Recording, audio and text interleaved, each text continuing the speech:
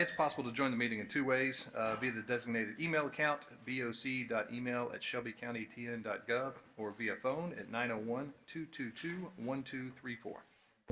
Members of the public who desire to address the County Commission shall request permission by completing an appearance card, which will be given to the chair by a deputy. Members of the public shall be permitted to address the County Commission unless ruled out of order by the chair or denied the opportunity to speak by majority vote of the commissioners present and voting. Please note that as it pertains to public comment, our rules of order set a limit of no longer than 3 minutes when recognized by the chair. The chair may set a limit for discussion by the public of less than 3 minutes for each individual if circumstances require.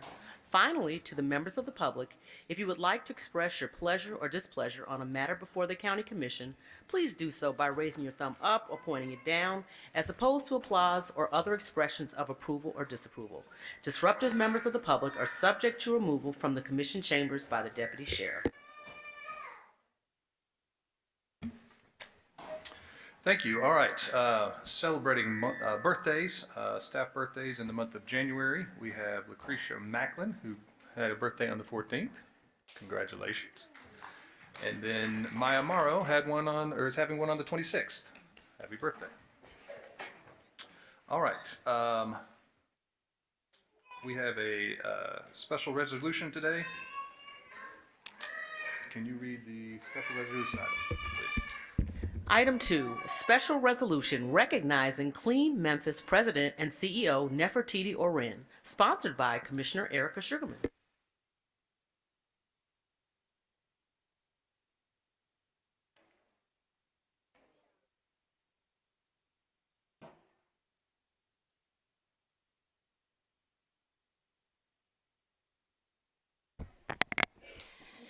Thank you, Chair and colleagues.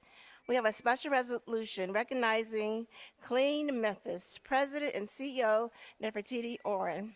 Whereas Nefertiti Oren shall be recognized by the Shelby County Board of Commissioners for her exceptional service as a community leader and environmental advocate fighting for a cleaner and more resilient county as president and CEO of Clean Memphis. Whereas a native Memphian, Oren graduated with a Bachelor of Arts of Sociology and a Master's of Arts in Elementary Education and Teaching from the University of Memphis in 1997 and 2001, respectively. She held leadership roles with organizations such as United Way of Mid-South, Community Lift, and Teach for America before joining Clean Memphis in January 2025.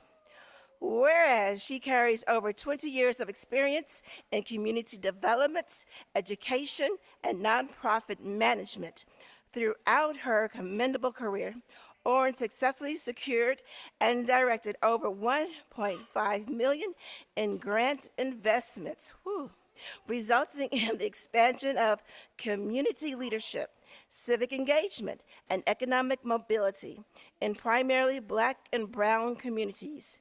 And whereas Oren currently serves as president and CEO of Clean Memphis, founded in 2008, Clean Memphis strives to build a more resilient, sustainable community across Shelby County. In 2024, Clean Memphis grew its partnerships with organizations at the local and national level and provided environmental science courses and programs to over 12,000 students, including programs supported by Stanford University Research. Amazing. Whereas when communities are empowered with opportunities, knowledge, and resources, Oren believes that is when there can be lasting change where people live, work, and play. Now, therefore, be it resolved by the Shelby County Board of Commissioners that Nefertiti Oren is hereby recognized for her environmental advocacy and community service to Shelby County and beyond. Thank you so much. A few words? Sure. Thank you so much, Commissioner Sugarman. This is such a great honor. On behalf of the Clean Memphis team, thank you to this entire body for this special recognition. I'm deeply honored and grateful for the support you showed not just to me, but to the work that we do together as a community. Clean Memphis is often known for our environmental education programs for youth and for bringing people together throughout the community for litter cleanups, but our work has grown to meet some of the most pressing needs in our city. Over the past several years, we've built a food waste prevention program, and in many ways, we now operate like a food bank for prepared foods, rescuing safe surplus meals that would otherwise go to waste and redirecting them to community food pantries and feeding programs across Shelby County. So this work is about the environment, but it's also about dignity, access, and making sure our resources serve people first. None of this happens without strong partnerships, and we are grateful to this commission for recognizing and supporting our efforts that strengthen our community.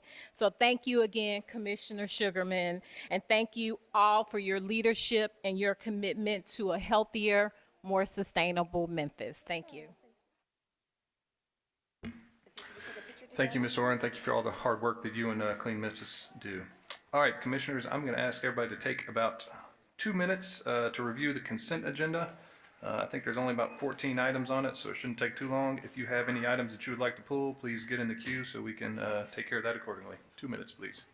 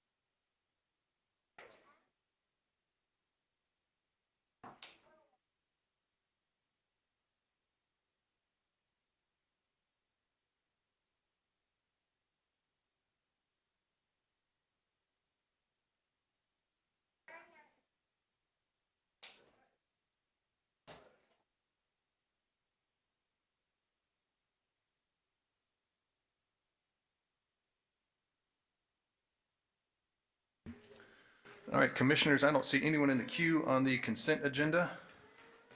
As such, I will have the parliamentarian go ahead and read the consent agenda as it appears in the agenda here, and then we can vote on that. I have some general public comment cards, so we will take those up after we vote on the consent agenda, and then we'll move forward with our regular agenda. So if you will enjoy reading the consent agenda for us. Thank you. Yes, sir. Items 3 and 4 come from the Budget and Finance Committee, which is chaired by Commissioner Whaley. Item 3 is a resolution approving a contract with Risk Analytics LLC to provide payment card industry PCI data security standards DSS compliance services in an amount not to exceed $82,620, commencing upon execution of the contract through June 30, 2026, with the option to renew for 2 additional one-year periods. This item requires expenditure of FY 2026 Information Technology Services Internal Services Fund in the amount of $82,620, sponsored by Commissioner Michael Whaley. Item 4 is a resolution to amend the FY 2026 Grant Fund operating budget in the amount of $4,750 for the period of August 1, 2025 through May 31st, 2026 to expend grant funds from the Tennessee State Library and Archives. This item requires the appropriation and expenditure of FY 2026 state grant funds in the amount of $4,750, sponsored by Commissioner Michael Whaley. Items 5 through 8 come from the Public Works Committee, which is chaired by Vice Chairman Bradford. Item 5 is a resolution to accept the public improvements and to release the subdivision performance bond letter of credit dated May 7, 2021, that secured the improvements to Stonebriar Plan Development Phase 10, part of Area 8, PD 03-335CO, sponsored by Commissioner Erica Sugarman and Commissioner David C. Bradford Jr. Item 6 is a resolution approving a contract with Grinder, Tabor, and Grinder, Inc. for construction of the Big Creek Park Phase 4 signage package as part of the National Disaster Resilience Competition Grant in the amount of $525,170 with an extra work allowance of $26,258.50 for a total appropriation not to exceed $551,428.50. This item requires an expenditure of FY 2026 federal housing and urban development funds in an amount not to exceed $551,428.50, sponsored by Commissioner David C. Bradford Jr. Item 7 is a resolution authorizing the mayor to enter into a cost-sharing agreement between the City of Memphis and Shelby County regarding environmental response activities at the Jackson Pit site, with associated costs of remediation to be shared equally between the city and county, subject to the consent order of the Tennessee Department of Environment and Conservation, TDEC, sponsored by Commissioner David C. Bradford Jr.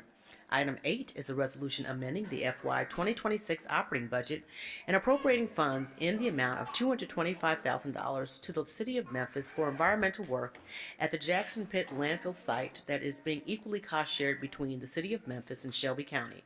This item requires the appropriation of FY 2026 stormwater special revenue funds in the amount of $225,000, sponsored by Commissioner David C. Bradford Jr. Items 9 through 11 come from the Law Enforcement, Corrections, and Courts Committee, which is chaired by Commissioner Wright. Item 9 is a resolution to accept and amend the FY 2026 grant operating budget to expend grant funds from the Tennessee Corrections Institute for the Shelby County Jail. This item requires appropriation and expenditure of state grant funds in the amount of $9,148,000, sponsored by Commissioner McWright. Item 10 is a resolution approving the purchase of a U-100 5G native identified unit from Tactical Support Equipment, Inc. in the amount of $72,100. This item requires the expenditure of FY 2026 Sheriff's Office Special Revenue Funds in an amount not to exceed $72,100, sponsored by Commissioner McWright. Item 11 is a resolution to expend grant funds in the amount of $58,272 from the State of Tennessee Office of Criminal Justice Programs and approve the expenditure of funds for the Themis Center for Justice Policy Practice and Research to conduct research, analysis, and program evaluation. This item requires the expenditure of FY 2026 federal through state grant funds in the amount of $58,272, sponsored by Commissioner McWright. Items 12 through 14 come from the General Government Committee, which is chaired by Commissioner Brooks.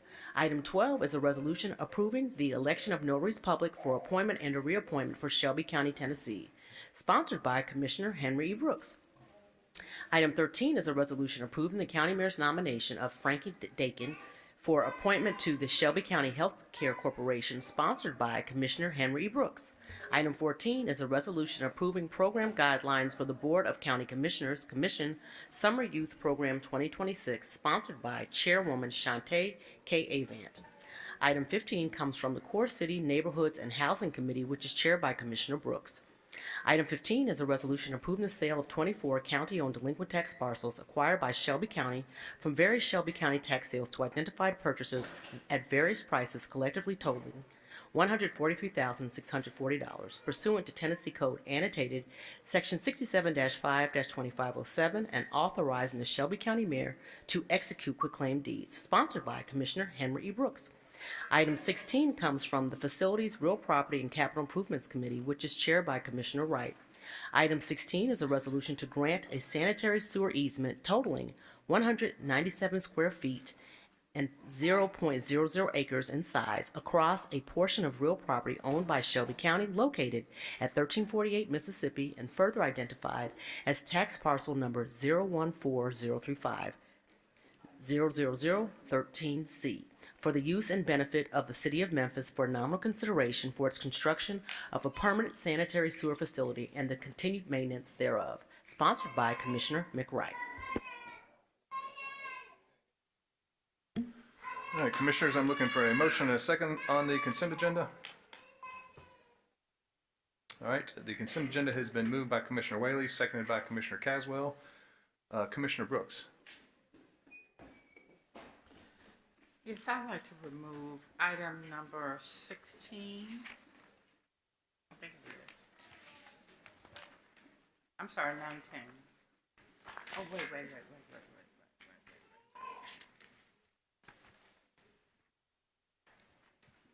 16. All right, thank you, Commissioner Brooks. We got a little out of order. I had asked for the items to be pulled earlier, but we'll go ahead and pull item 16 from the consent agenda, so we will hear that one separately. I recognize that. Okay, so the remainder of the items we are now voting on. Oh, excuse me, Commissioner Ford, you got one too. Thank you. Can y'all hear us in the audience? Thumbs up. Well, I should have said thumbs up. Okay. Can y'all hear me with the thumbs up? Y'all know I can be vocal when need be. All right. My only item is 13. All right, so we will pull items 13 and 16 from the consent agenda and hear those next. Let's vote on all the other items on the consent agenda now, as moved by Commissioner Whaley, seconded by Commissioner Caswell.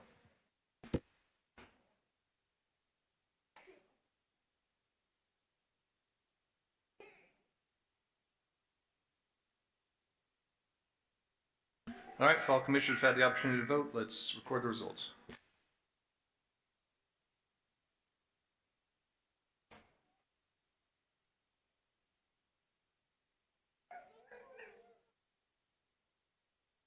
We have aye votes from commissioners.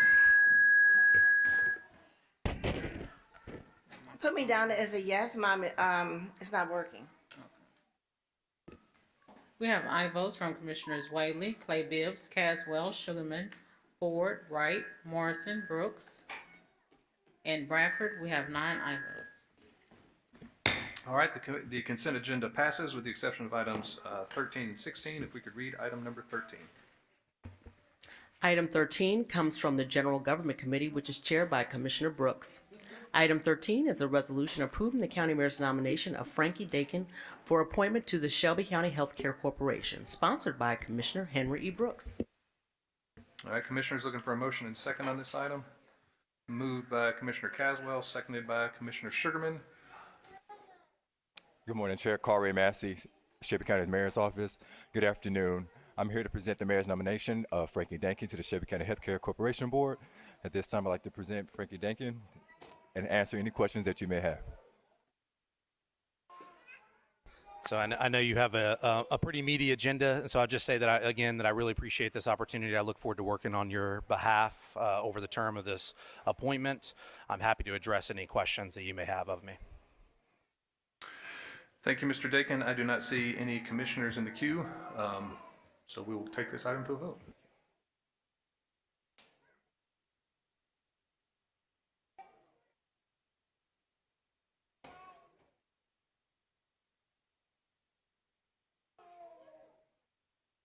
All right, if all commissioners have had the opportunity to vote, let's record the results. Okay, I was not able to vote. Put me down as a yes, and I wanted to speak.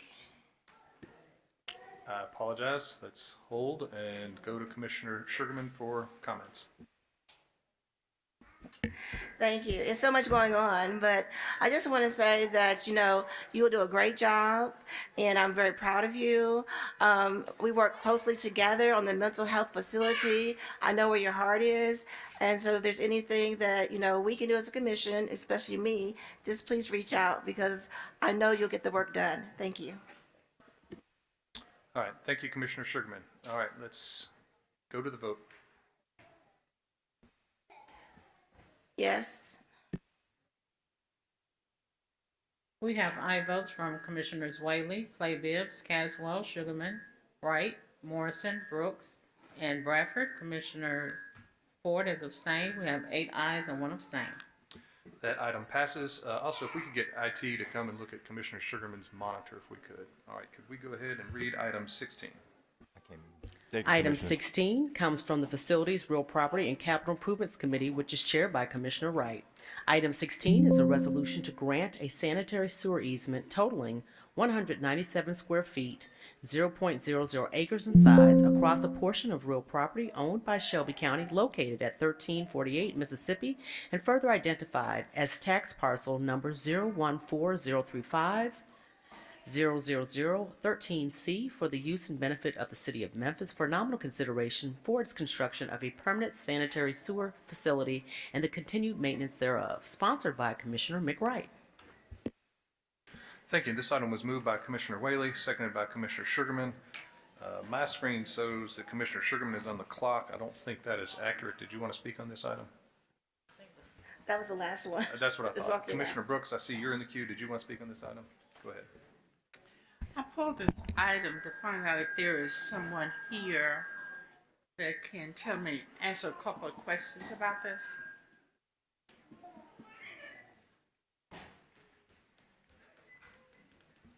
Is there anyone from the administration that can answer some questions? I think I see someone coming down.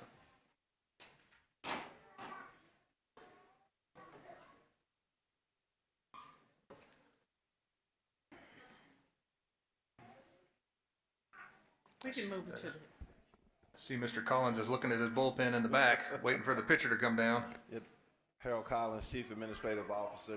The bench is bare today, Mr. Chairman Pro Tem.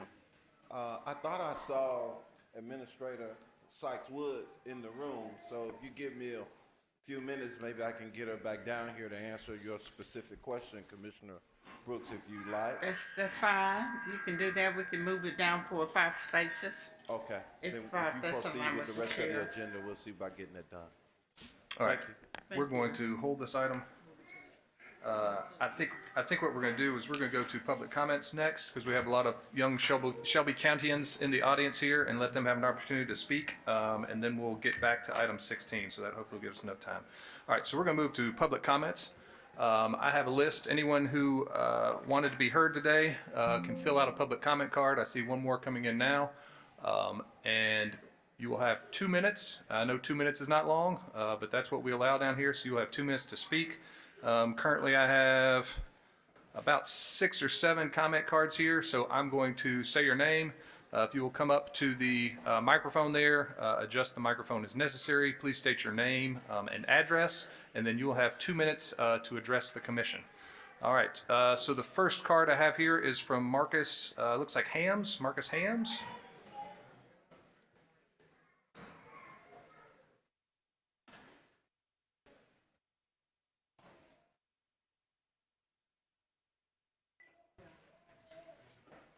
Good afternoon.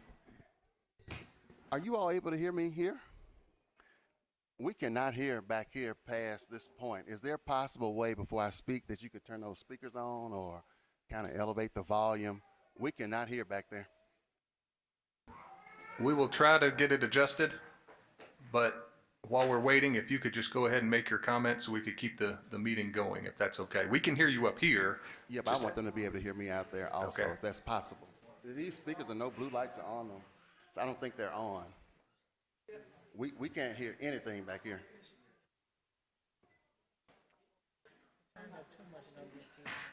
If we turn it up too much, we're gonna get feedback, so I'm a little concerned. Yeah, someone said, use your outside voice, just speak up and we'll try and proceed as we can. This is being recorded on YouTube right now, and I know that's picking it up well, so Okay. if anybody can't hear you, they're welcome to go back and watch YouTube as well. All right. Go ahead, thank you. Thank you, Chairman. Okay. Well, good afternoon. Thank you for this opportunity to speak. I am the president of Early Childhood Services for Kiddie Learning Center Incorporated, which has served thousands of families across Memphis at 2 campuses for more than 30 years. I have worked in early child education for over 20 years, and I stand before you both as a provider and a proud product of an early childhood system. I would like to caption my statements today: the county and city through First Aid Memphis is delivering high quality child care. This is our first year directly partnering with the city and county through First Aid Memphis, but I have advocated for this initiative since its inception over 10 years ago because I believe in the larger vision and the ecosystem of synchronized equitability in early childhood systems, which overall is an ecosystem that combines its resources to impact more children greatly. I will not rehash the importance of high quality child care classrooms for young children in our county because you have heard it, you believe in it, and you have invested in it. Please also keep in mind that early childhood providers, including myself, have post-traumatic stress disorder, PTSD, because the big beautiful bill has given Tennessee a big ugly gift, destructively affecting the state of Tennessee's children and families by reducing child care funding by $44.5 million, presenting a long list of challenges that I will not go into, including program closures throughout the state. Particularly within Shelby County, there are more to come. But I was not asked to speak negatively about the impact of the big beautiful bill. Rather, I am here to speak about the negative impact on delay gate. The big beautiful bill, coupled with the pressures of the county leadership, delay gate, Mr. Marcus, and yes, there is a name for everything. Your time is up, Mr. Marcus. If you could Okay. wrap up. That was 3 minutes? I'm sorry, I'm gonna wrap up then. I'm gonna shoot straight on through here.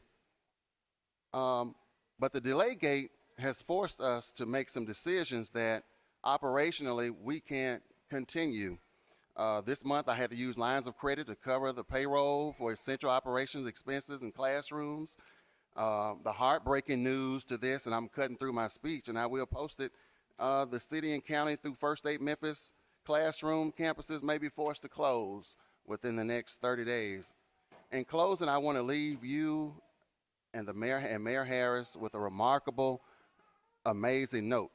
There are 19,500 cities and towns and villages in the United States, and Memphis and Shelby County are one of the on the very short list with San Antonio, Cincinnati, and whatever.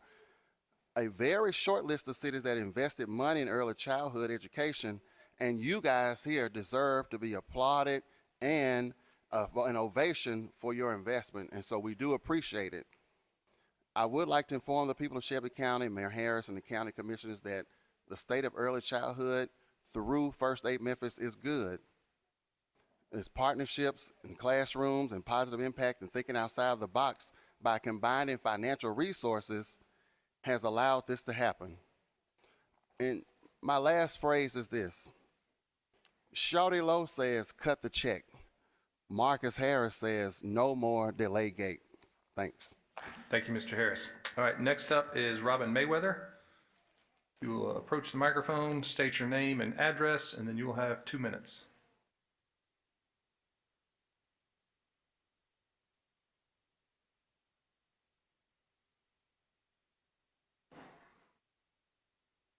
Good afternoon. I am Robin Mayweather, 3311 Kimball Avenue. I am the founder and owner of Red Robins Academy, and I've served this city served this city's children for over 21 years. I've partnered with First Aid for over 4 years. I'm not here today to explain the importance of pre-K because you already know the importance. How do I know you know? Because you voted to approve funding. I'm here as a small minority business owner who is deeply concerned. I am concerned for my teachers. I am concerned for my staff who show up every day, day after day, to care for young children. I am concerned for the vendors I owe. I am concerned for the families who trust me. Because while a program has been approved on paper, funding has not been released. I do not understand how this body expects a business to, especially a small business, to operate without funding. I'm not backed by a large school district. I do not have private investors or secret donors. I am backed by the parents who pay tuition, by the county and city funders. And all while it appears that early childhood is the foundation of education, it continues to receive the lowest pay, the lowest protection, and now the greatest uncertainty in our community. So I ask you plainly, how would you feel if you were told you were not going to be paid and that your company could not explain why? You showed up every day, but you still were not going to be paid. This is the position that I have been placed in with my staff, the position that my families have been placed in, and that the position that my business has been placed in. I'm asking them question, why? What are we going to do to help our businesses to continue to serve our young children? Thank you. Thank you. Folks, try and remember thumbs up, thumbs down. It is hard to hear in here. All right, next is Amber Buggs.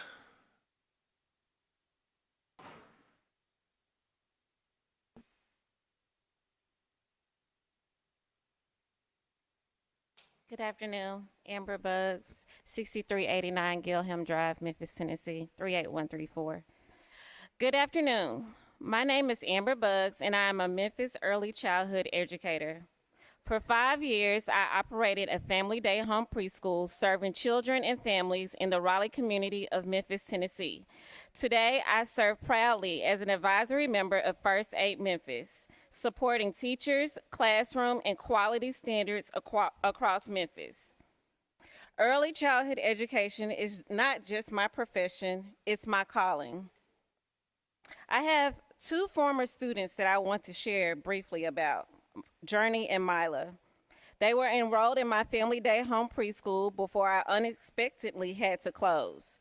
Their families were suddenly faced with the reality of starting over, finding new childcare while still trying to work and provide for their household.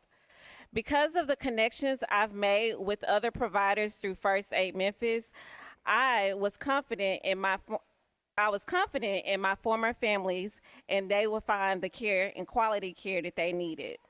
Community is what made the difference for the families, such as the support they received through First Aid Memphis partner programs. Their children were placed into high-quality preschool environments where their families received guidance and exceptional care in the middle of what could have been a crisis. First Aid Memphis funding has been critical in making the work we do daily possible. One of the many things I love about First Aid Memphis classrooms is not only the quality early learning, but also the wraparound services. Without this funding, programs will be forced to reduce enrollment or consider classroom closure. Children preparing for kindergarten risk losing consistent care and instruction. Parents may face sudden child care disruption that will threaten their employment. This is not theoretical. These are decisions directly affect real families and real children, such as Mila and Journey. I respectfully urge this body to honor your commitment and pass the budget, including the $11.5 million for First Aid Memphis. This investment creates more opportunities for Memphis children to access strong early learning experiences and allows parents to work, pursue education, and support their families with confidence of our community. Thank you. Thank you. All right, next we have Sarah Carpenter.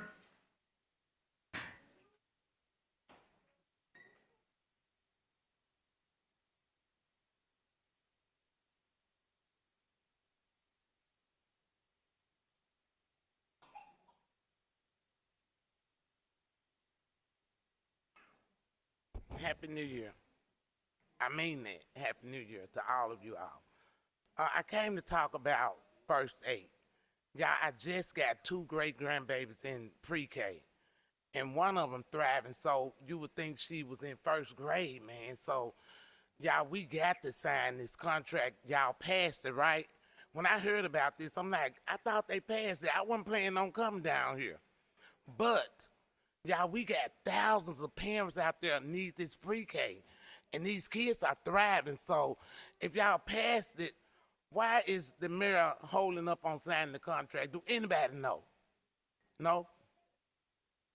Nobody know, right? Charlie Caswell don't know. He's shaking his head. He don't know. Mister, you know? Wayne, come on, y'all. Mills, you know? Y'all, come on, y'all. We got to help our babies.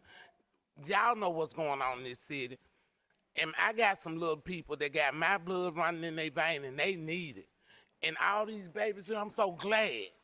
I don't care how much noise they make. This how much noise they make in school every day.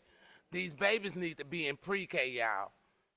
I don't know how many minutes I got, but y'all, come on now. Lee Harris, come on. I know he's listening somewhere. Come on. Else we gonna come back in droves, okay? I'm done. Thank you, Ms. Carpenter. Happy New Year to you as well.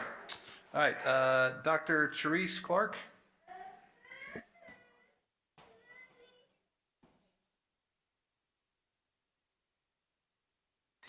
Good afternoon. I am Dr. Sharice Clark at 7555 Cordova Club Drive.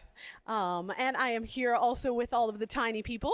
I know you don't get to see all this fun little action going on all around here, so figured you get to get a little glimpse of what it looks like in pre-K. So I'm very happy to stand before this commission again. I got to stand before you all a while back when you were debating whether or not to fund this pre-K for all. And I'm so grateful that you all did. And I know that each one of you recognizes the importance of pre-K. But as you've heard, we are facing difficulties right now. The funding that has been allocated has not been released. And so what does that mean? That means that all these little people behind me are in jeopardy of sitting at their parents' work like this. And how many of their parents are going to be able to sit at work like this? They're not. My students, my staff, my parents are worried. They're concerned. They don't know what to do. And I love being the person who has answers to give them, and I don't have any. And I know you as the commissioners don't necessarily have any either, but we are hopeful that by coming before you all again, you can find whatever is in your ability and in your power to do to help move this forward. We need that funding to come through.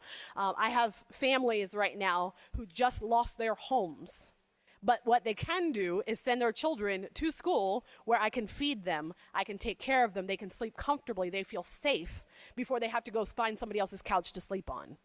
In a couple weeks, I'm going to have to tell them, sorry, you can't come. I have nowhere to put you. I have no money to cover that. That's a huge problem, and that's not just one family. That happens continually. So I need your help. We all need your help to push this forward. Please do whatever it is in your power that you can do. Thank you so much. Thank you, Dr. Clark. All right, next up we have Miria Biller Hendrickson.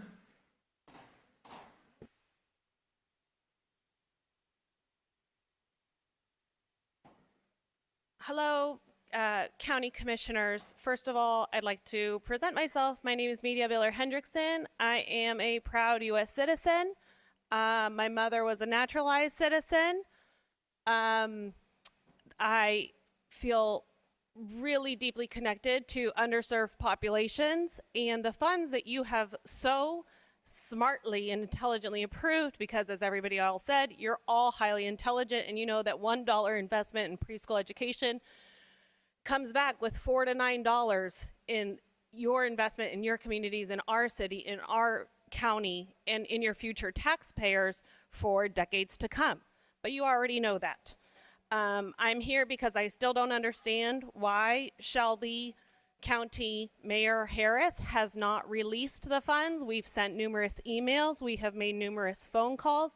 I'm here as a parent of 5. My kids go to su casa. They're bilingual. We do that at home, but it is reinforced at school. And what does this allow me to do? I am back in school. So why? So I can pay more taxes in the future, God willing. But I can't pay you more taxes if I can't keep my kids in school. I have 5. I can't pay for it on my own. I need the assistance. And I'm actually pretty well off. But these funds are going to very underserved families that really need this help so that they know their kids get 2 meals a day at school. Aquí estoy, cálmate. That you can just maybe get away with making one dinner. That is the reality of the families, of the 3,000 families that need these funds. People who have double incomes, people who have advanced degrees, families that lose their preschool, they just call somebody and say, I'll pay you more. That is not the families we're trying to save here. We are trying to really invest in these populations that really need the investment from our wonderful city and county commissioners, you guys, and you've approved the funds. Please release the funds. If there is any other way I can pressure Mayor Harris, I would be happy to do so. I will sing on his front doorstep. I will get my children to perform a dance number. If you let me know how I can get him to release the funds, I would, as a citizen, really love to know. Because here I'm exercising my right. I'm using my freedom of speech to implore you to please call your colleague. Please tell him that we are families and people and children in need. And my classes that I've signed up for that start next week, what am I supposed to do if Sharice calls me and says, actually, there is no funding for your children this semester? I can't go back to work. I can't go back to school. I can't pay more taxes in the future to continue improving our city. It's a feed in, feed out cycle. We need to feed into preschools so that the adults, the parents, can feed back and improve our entire society here. So please, please, I implore you all to start texting Mayor Harris, and text me too. I think I wrote my phone number down if you want to tell me how to get direct access to him. Thank you very much. Thank you, Ms. Hendrickson. All right, Alicia Norman.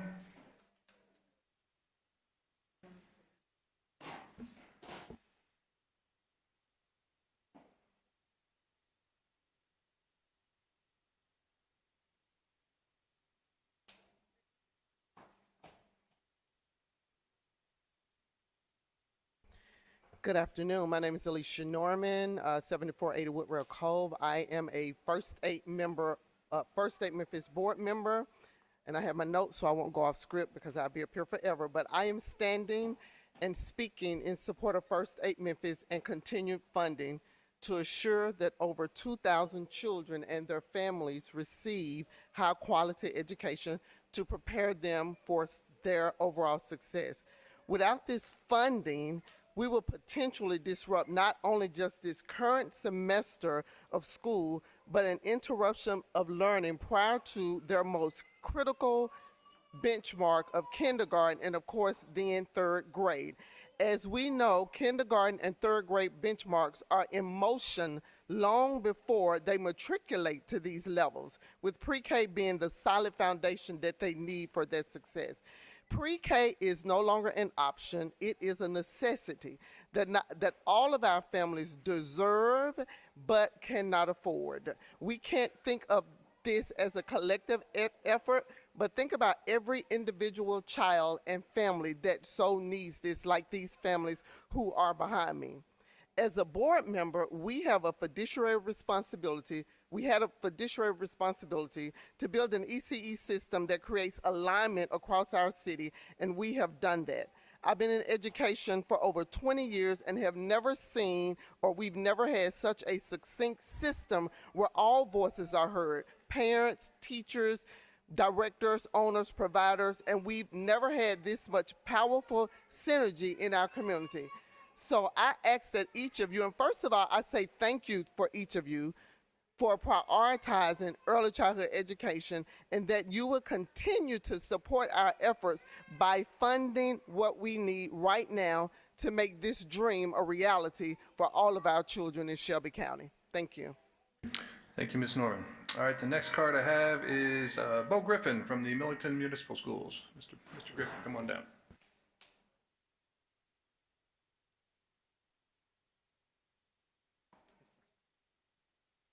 Bo Griffin, 6391 Chase Road, speaking as the superintendent of Millington Municipal Schools. I'm here to tell you that when I first took over superintendent, I had no idea about the little ones behind us. I was in high school. Couldn't tell you what to do with them. All I know is that those teachers are going to heaven first. I promise you that. But the thing is, we in Millington are a desert for daycares. We had two. The waiting list is so long you can't get on. By the time your child gets on the waiting list, they're already in high school. So we built a pre-K because our citizens said, hey, we need this. It opened up this year. It was immediately full. we're working on now, try to increase the expansion of that so that we can have more children there. First Aid is one of those reasons why we were able to do that. Without their funding, we would not be able to do that. We use VPK, we use SPED, and we use First Aid to meet our needs. We even tried Porter Relief, but however, it was just not, we couldn't get it to work all in one building. But to let you know that if this funding is not given to us by the 15th, I will have to find $150,000 in a budget that I don't have it budgeted, which means I will have to go in and find something. And when you have to go find money, as you know, somebody goes without. We're building a new middle school right now. Thanks to working with Memphis Shelby County, we're also getting Lucy School back to meet the needs of our ever-growing community. And like I said, I'm very thankful for everybody in the county and the city, but like I said, I would like to know, do I have to come up with $150,000? Because unfortunately, usually that means when you rob from Peter to pay Paul, somebody goes without. But I'm very thankful for First Aid, very thankful that y'all understand and see that all pre-K is what we need to do, because when you build a house, you don't start with the roof, you start with the foundation. And with First Aid's funding, we were able to take the science of reading all the way down to our 3 and 4 year olds. And that makes a world of difference. Because if you're not on reading level by third grade, as many of you know, you'll never catch up. And once you learn to read, you read to make money, as our kids say, and that's the truth. So thank you for that, and if y'all could get this done for all of us, it'd be very appreciated. Thank you. Thank you, Mr. Griffin. That concludes the public comment cards we have today. I will just let the public know, I think you probably are aware that this item, we don't have anything on our agenda currently on this item. There could be an add-on to come later. Commissioner Whaley, I'll see you in the queue, so I'll step back and maybe let you have a few comments. Thank you, Vice Chairman Bradford. I wanted to speak for a few minutes on this. First, wanted to thank all of the families and students and advocates and operators for coming down today. The reality is that you shouldn't have to come down here. In fact, this commission, since back in 2019, I was a part of that commission back in 2019 that passed the original ordinance that would take on pre-K, expand pre-K. The original impetus behind it was we were at danger of losing federal seats. About 1,000 seats were going to go away unless the county stepped in. And so the county commission approved an ordinance to do just that. So we had to fight for it back then. It wasn't as simple as, I think we all know how important these investments are, but we got it done. All right, just this past year, so a little over six to 8 months ago, we passed an updated version of that same ordinance, one that doubled down on pre-K and not just didn't say that we wanted it only for a select few, but that we wanted it for all. It was pre-K for all. So that meant throughout the county, whether you're a 3-year-old, 4-year-old, regardless of income level, the vision was that we would get to a place where every child who wanted it in Shelby County could have it. So this body, I think unanimously passed not only that ordinance, but also, more importantly, the budget appropriation to fund it. And so that's the job of this commission. So we did that before July 1st, our fiscal year starts in July, and at that point, it's the responsibility of the administration to work out a contract with the fiscal agent, which is First Aid Memphis. To date, that hasn't happened yet. That is where the problem lies, and I think that everyone that's here today deserves to have some clarity as to why that's the case, and that so we are certain that that funding is still coming. So I think, Mr. Vice Chairman, if it's appropriate, I think it's appropriate to have the administration respond as to why this contract was not negotiated, months ago. It could have started well before we passed the budget because we knew this was up for renewal. But at the very least, upon approval of the ordinance, upon approval of the budget appropriation, the contract negotiations should have started.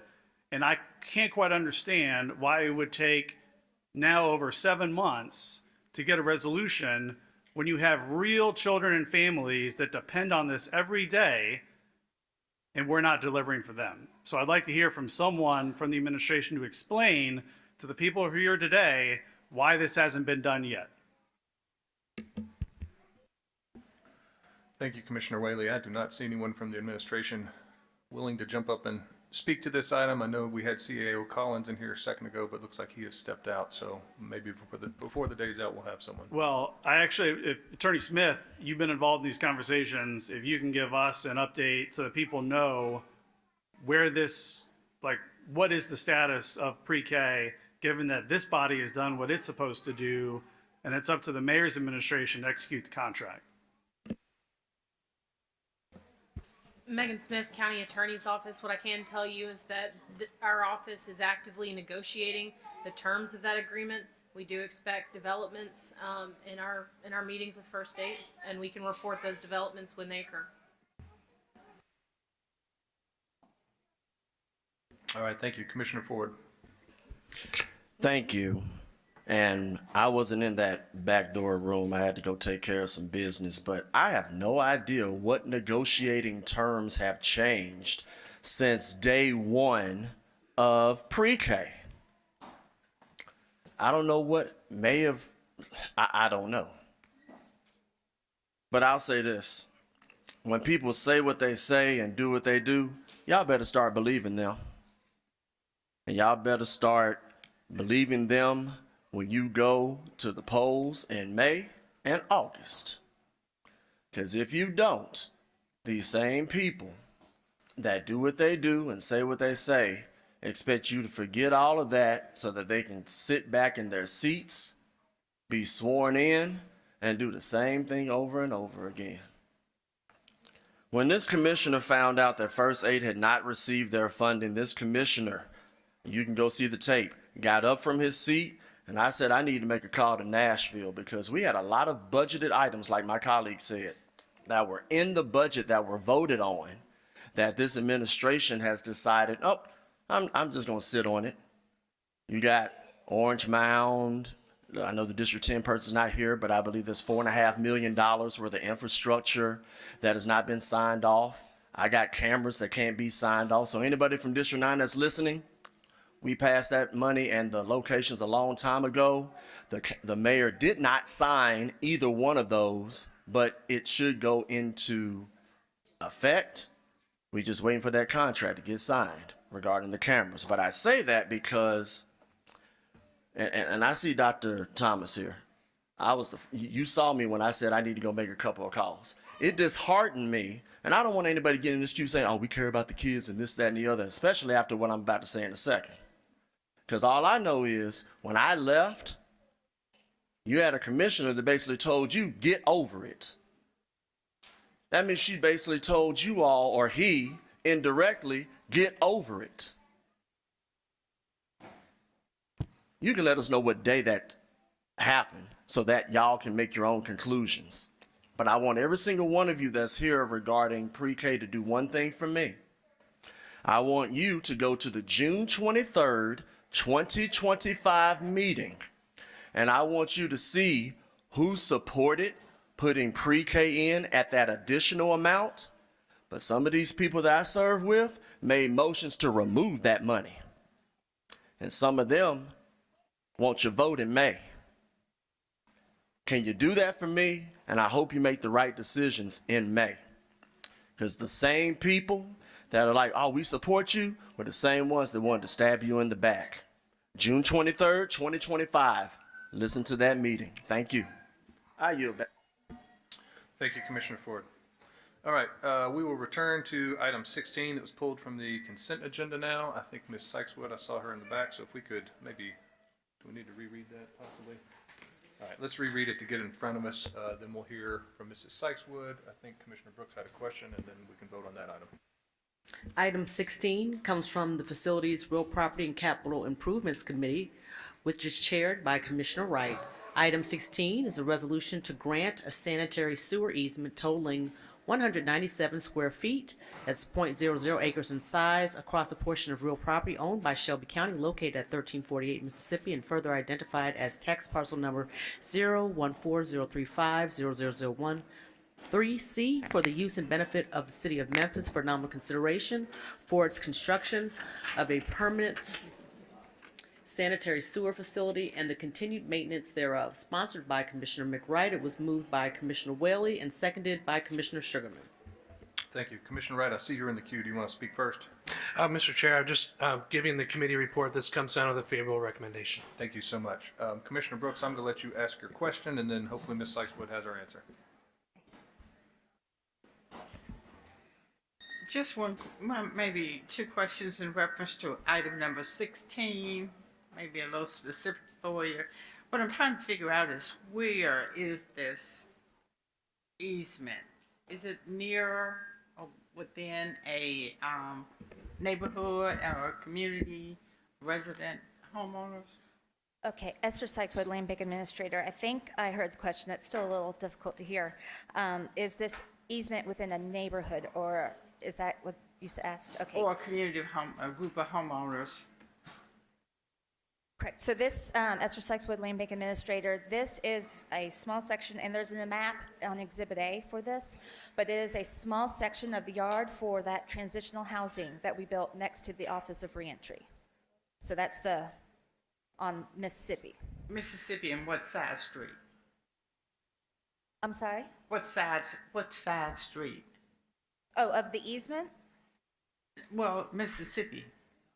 Between Mississippi and Walker, Mississippi and Edith, Mississippi and Dan Thomas.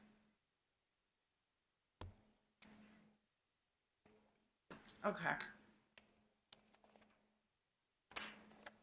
So where is it located? In a field? Or is it a drainage?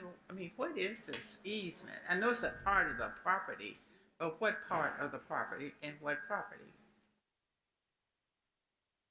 This is the transitional housing that the county built. That's part of the Office of Reentry program. Okay. This is, so it's on a county property. We got it in tax sale. We kept it for this very purpose. We've built the home. This is the sewer easement and utility easement to that building. It's and usually most people don't have to do this because they're not a government, but you know, this body must give its okay for us to get that, for MLG&W to get that easement. Okay, I'm fine. Thank you. All right, seeing no other commissioners in the queue, let's take this item to a vote.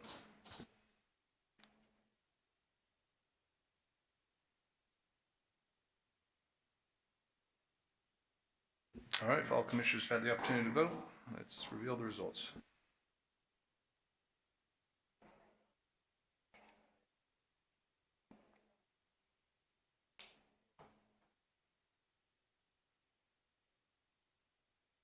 We have aye votes from Commissioners Whaley, Clay Bibbs, Caswell, Sugarman, Mills, Wright, Morrison, Brooks, Lowry, and Bradford. We have 10 aye votes. Thank you. That item passes. We'll be moving into the regular agenda now. I did want to let people know, in case they're watching online, I am not Chairwoman Avent. Chairwoman Avent had a tumble over the weekend and hurt her ankle, and so she is immobilized today. So just thoughts and prayers out with her. So I am filling in her absence today. All right, if we could read item 17. Item 17 comes from the Economic Development and Tourism Committee with Chairwoman Avent as acting chair. Item 17 is an ordinance third reading. So Vice Chair, once it's properly before us, if you would allow me to read the summary to the record. Item 17, ordinance third reading, joint ordinance of the Board of County Commissioners of Shelby County, Tennessee and the Council of the City of Memphis, enacted pursuant to the Community Redevelopment Act of 1998 and the Uniformity in Tax Increment Financing Act of 2012, providing for the amendment of the Cleveland Street Corridor Redevelopment Trust Fund Ordinance, sponsored by Commissioner Mikkel Lowry. Thank you. This item was moved by Commissioner Whaley, seconded by Commissioner Lowry. Does anybody have a committee report? Was anybody here for this item? I don't know that anybody was. It came down with a favorable recommendation. All right, thank you. This is a joint ordinance of the Board of County Commissioners of Shelby County, Tennessee and the Council of the City of Memphis, enacted pursuant to the Community Redevelopment Act of 1998 and the Uniformity in Tax Increment Financing Act of 2012, providing for the amendment of the Cleveland Street Corridor Redevelopment Trust Fund Ordinance, sponsored by Commissioner Mikkel Lowry. This ordinance, which amends an earlier joint ordinance, furthers the approval of a community-based tax increment finance district for the Cleveland Street Corridor. The Community Redevelopment Plan includes, but does not limit, identified priority initiatives such as the following: development of the area into a multimodal commercial and residential district, attract private investment, and alleviate conditions of blight. This ordinance requires a simple majority vote by the Board of Commissioners for final approval. Thank you. All right. This item was moved by Commissioner Whaley, seconded by Commissioner Lowry. I don't know that we have anyone to speak on this. I think since this is the third reading, I think we have a good understanding. So no commissioners in queue. Let's take this item to a vote.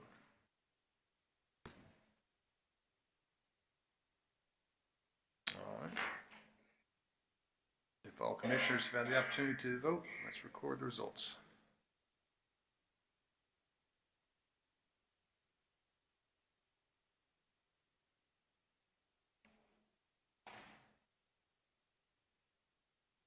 We have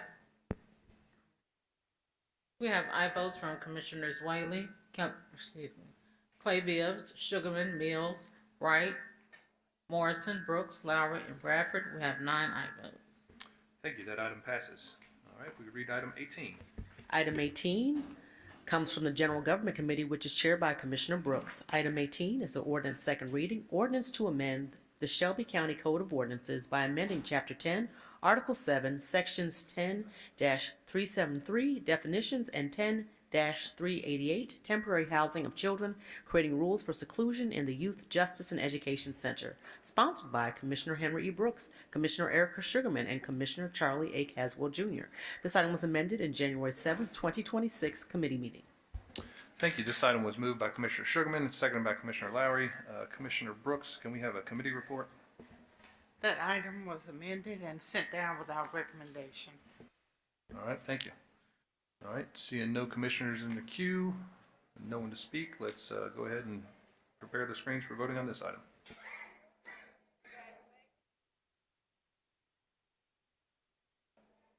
All right, if all commissioners have had the opportunity to vote, let's record the results.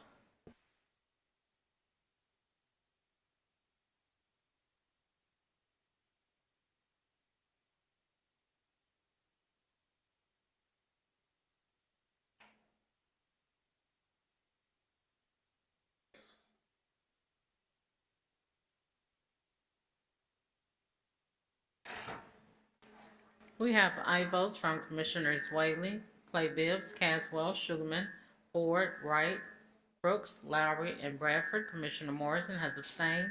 I have 9 ayes and 1 abstain. Thank you. That item passes. We could read item 19. Item 19 comes from the General Government Committee, which is chaired by Commissioner Brooks. Item 19 is an ordinance second reading, ordinance to amend the Shelby County Code of Ordinances and to add Article 8, Family Leave, Division 1, Paid Parental Leave under Chapter 14, Employment and Employees for the establishment of a permanent paid parental leave program for Shelby County employees, sponsored by Commissioner Erica Sugar. Thank you. That item was moved by Commissioner Sugarman, seconded by Commissioner Caswell. It looks like there's a substitute. I move to enter the substitute. All right, we have a motion by Commissioner Sugarman to enter the substitute. Do I have a second? Second by Commissioner Brooks. Anybody object? Commissioner Ford's screen is not working. All right. Do you have a comment as well, Commissioner Ford? Okay. Commissioner Sugarman, can you give us a brief rundown of what's changed in this? We have a speaker that's going to do that. Wonderful. Thank you. Go ahead. Thank you, Commissioner. That is correct. Aziza Taylor, Mayor's Office. This substitute ordinance for the item to amend the Shelby County Code of Ordinances to add Article 8, Family Leave, Division 1, Paid Parental Leave, under Chapter 14, Employment and Employees for the establishment of a permanent paid parental leave program. The substantive ordinance before you on the second reading for paid parental leave provides for typographical and stylistic changes for the paid parental leave ordinance, but it makes no substantive change. All right, thank you. Commissioner Sugarman, did you have anything else? No, I just encourage my colleagues to support this because when children are born or adopted or what have you, there's opportunity for the parents to bond with it, and the first few months are very important. And I wish that every parent who would like that opportunity would be granted that opportunity. Thank you. Thank you, Commissioner Sugarman. Commissioner Ford. Very quickly, and I'll say that I do support the item, so show me voting aye, number one. Number two, I asked in committee as far as how this would be paid, and it was explained in committee that it's sort of similar to where, if I use myself as an example, when I was in school as a teacher, we were given particular leave that was already baked into our salaries that already existed. So this would be the same thing. So this wouldn't be additional money on top of the already existing salaries. It would just basically be treated the same way as if you already had that built up leave. So this is just another avenue. And she's nodding her head yes. Yes, So thank you, for Commissioner. those That's good. reasons, since this is not new money, I would urge this body to vote in favor of this item. Thank you. Thank you, Commissioner Ford. All right, seeing no other commissioners in the queue, let's vote on this item.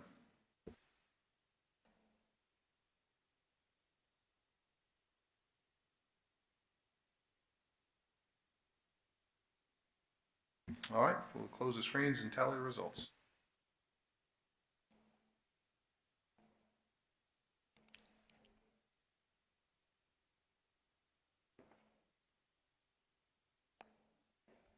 Thank you.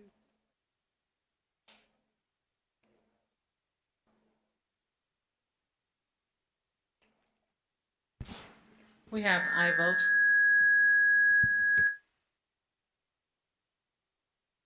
We have aye votes from Commissioners Whaley, Clay Bibbs, Caswell, Sugarman, Ford, Wright, Thornton, Brooks, Lowry, and Bradford. Commissioners Mills and Morrison have abstained. We have 10 ayes and 2 abstain.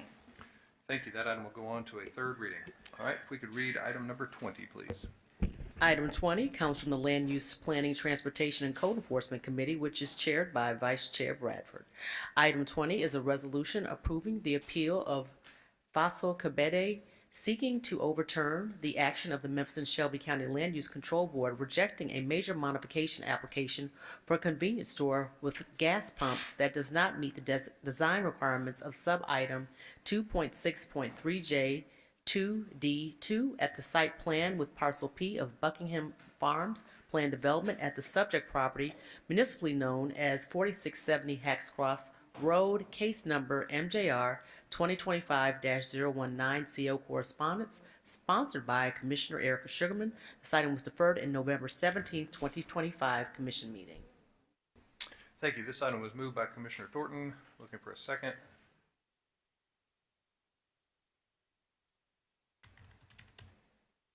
Seconded by Commissioner Wright. This was sent down, I was the chair of the Land Use Planning Committee at the time, and this was sent down without recommendation. Before we hear from Mr. Ragsdale, or maybe I'm going to go to Commissioner Sugarman first. Commissioner Sugarman, did you want to speak on this first? After Ragsdale. Thank you. Brett Ragsdale, Division of Planning and Development. I do believe the applicant is requesting a hold for this item again in order to have additional neighborhood meetings as requested by Commissioner Sugarman. So if we want to set a date for a future commission meeting. So I will need a commissioner to make a motion to defer this to a future meeting. Yes, I'd like to defer this to February the 4th. We have additional HOA meetings this week and the following week. And so I want them to be able to weigh in. And also I think the developer as well has some meetings planned as well. So that'll be enough time. Thank you.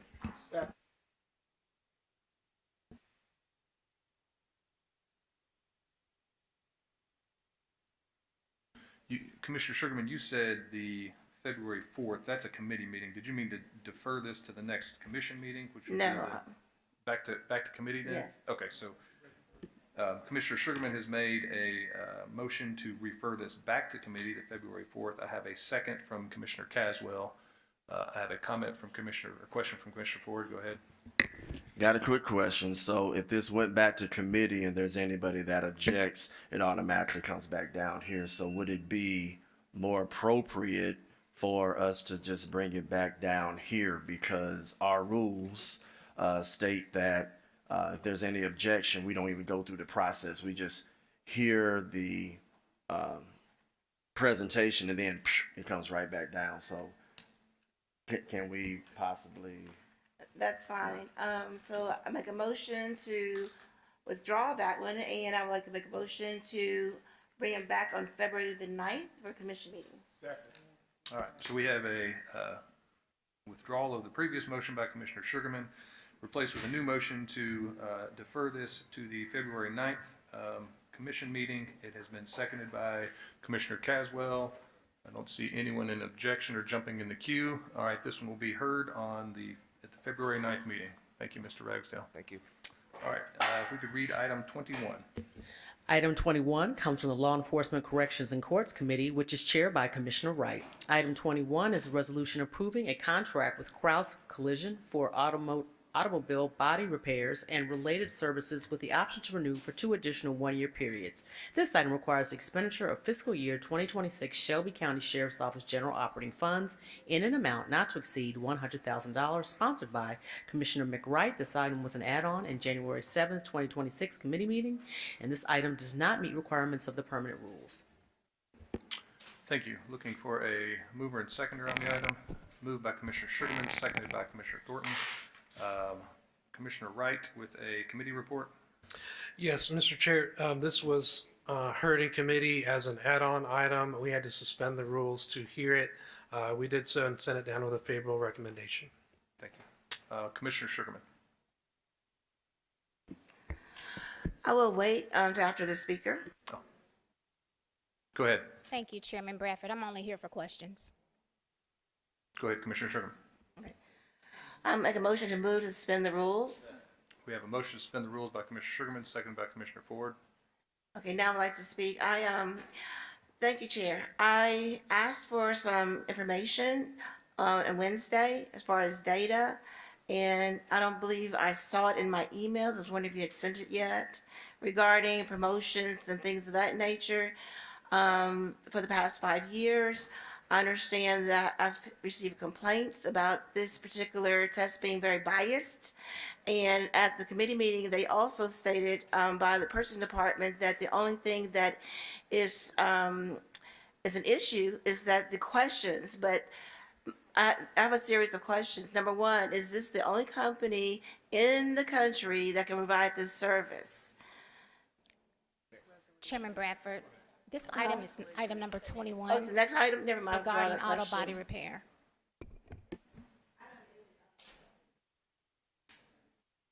So you don't have an item, you don't have a question pertaining, you have a question pertaining to 22. Okay, thank you.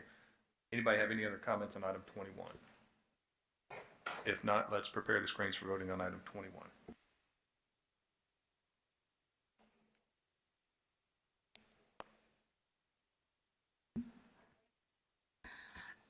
I'm a yes. All right, please show Commissioner Sugarman as a yes. IT, please come out and take another look at her screen. If all commissioners have had the opportunity to vote, let's tally the results.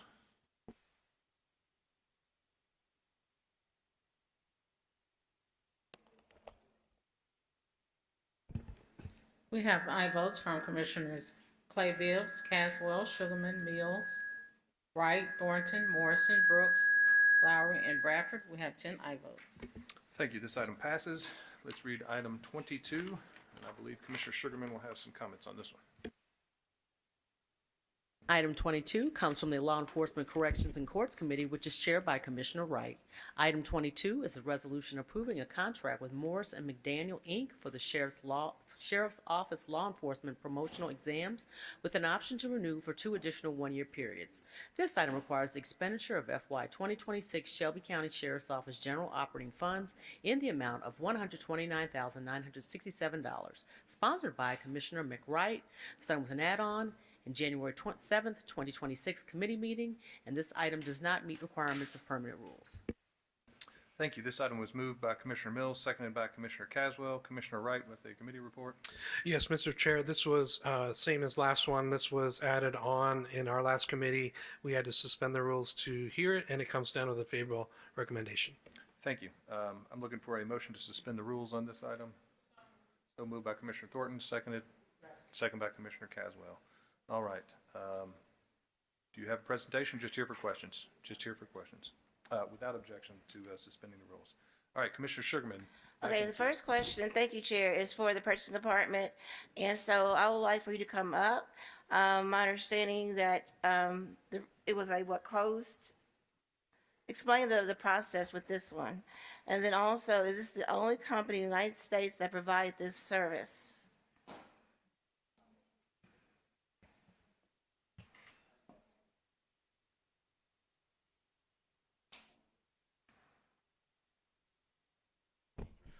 Good afternoon, Commissioners. James Gloss, Administrative Person. It's hard to hear back there, so I didn't hear the question.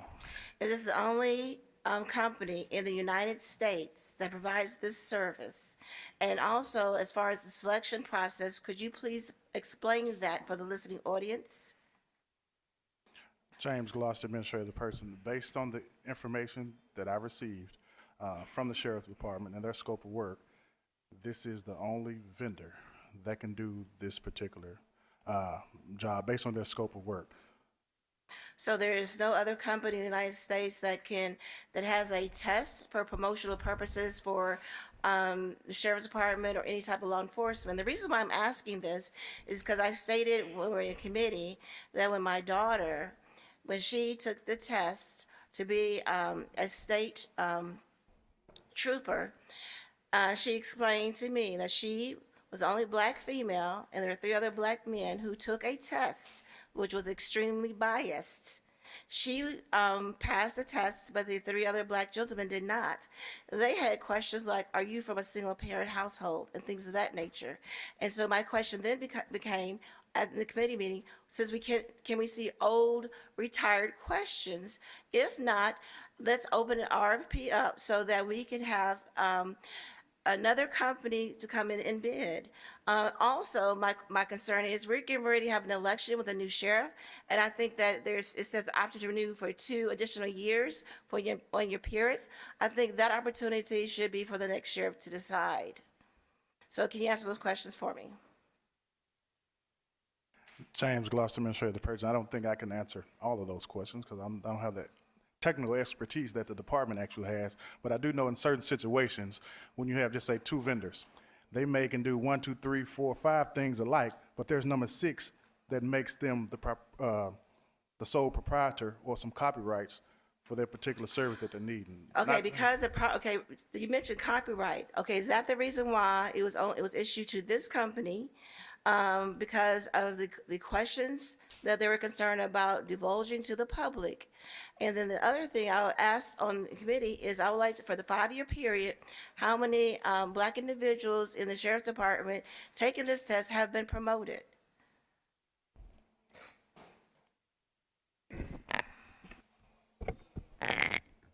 Chairman Bradford, may I address? Alicia Lindsay, Chief Administrative Officer, Shelby County Sheriff's Office. Commissioners, I would like to address your attention to an email that was sent to you all today at 2:09 p.m. That email contains the sole source request to the purchasing department and the approval by the mayor's administration. Secondly, during the committee meeting, we were asked about a survey. The Shelby County Sheriff's Office is a member of Commission of Accreditation and Law Enforcement Agencies. There are about 145 other agencies that are part of that. We surveyed them and asked them what promotional testing exam vendor they use.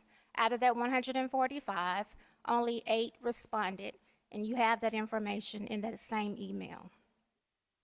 As it relates to the demographic information that was requested for the last 5 years. So it's currently 2026. The last time we had a promotional exam that was administered by this company was in 2023. Prior to that, it was 2019.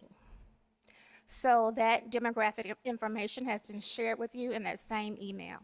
Now, what the Sheriff's Office could do, we could allow the posting to go up on the website, and anyone could apply, and the commanders or the leadership of the Shelby County Sheriff's Office could interview the candidates, and then we could fill the positions.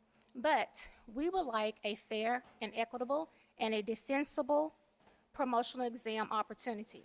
And that's why we have selected this vendor, because they will stand beside us from an HR perspective, from a legal perspective, and they are ready to defend any challenge about an exam not being fair. So that is the sole purpose for the Shelby County Sheriff's Office selecting this vendor. And your permanent rules of order allow renewals not to exceed 3 years. It doesn't say because of an election or anything else, but it says you can renew a contract up to 3 years. And then finally, in that same email, I also provided a listing of agencies that Morris and McDaniels have worked with recently. And I'm happy to answer any other questions that you may have. All right, thank you. Commissioner Thornton. Thank you, Chair. To the Commissioner Sugarman through the chair, just so that you know, it seems like when they are using sole source justification, it makes it appear as if they're the only one. So I just wanted to ask legal, what type of, I guess, wording could we use to be able to get this question across, where we're looking to see beyond just this one vendor, how many additional vendors could have been contemplated? Because that is something that has come up a lot. We use sole source all the time, and the justification is just, this is the only vendor that provides, obviously, their proprietary information, so they're one of one. But when we're trying to zoom out just to see competitors for any related contract, can you give us language that maybe would open up a better conversation with the department in purchasing?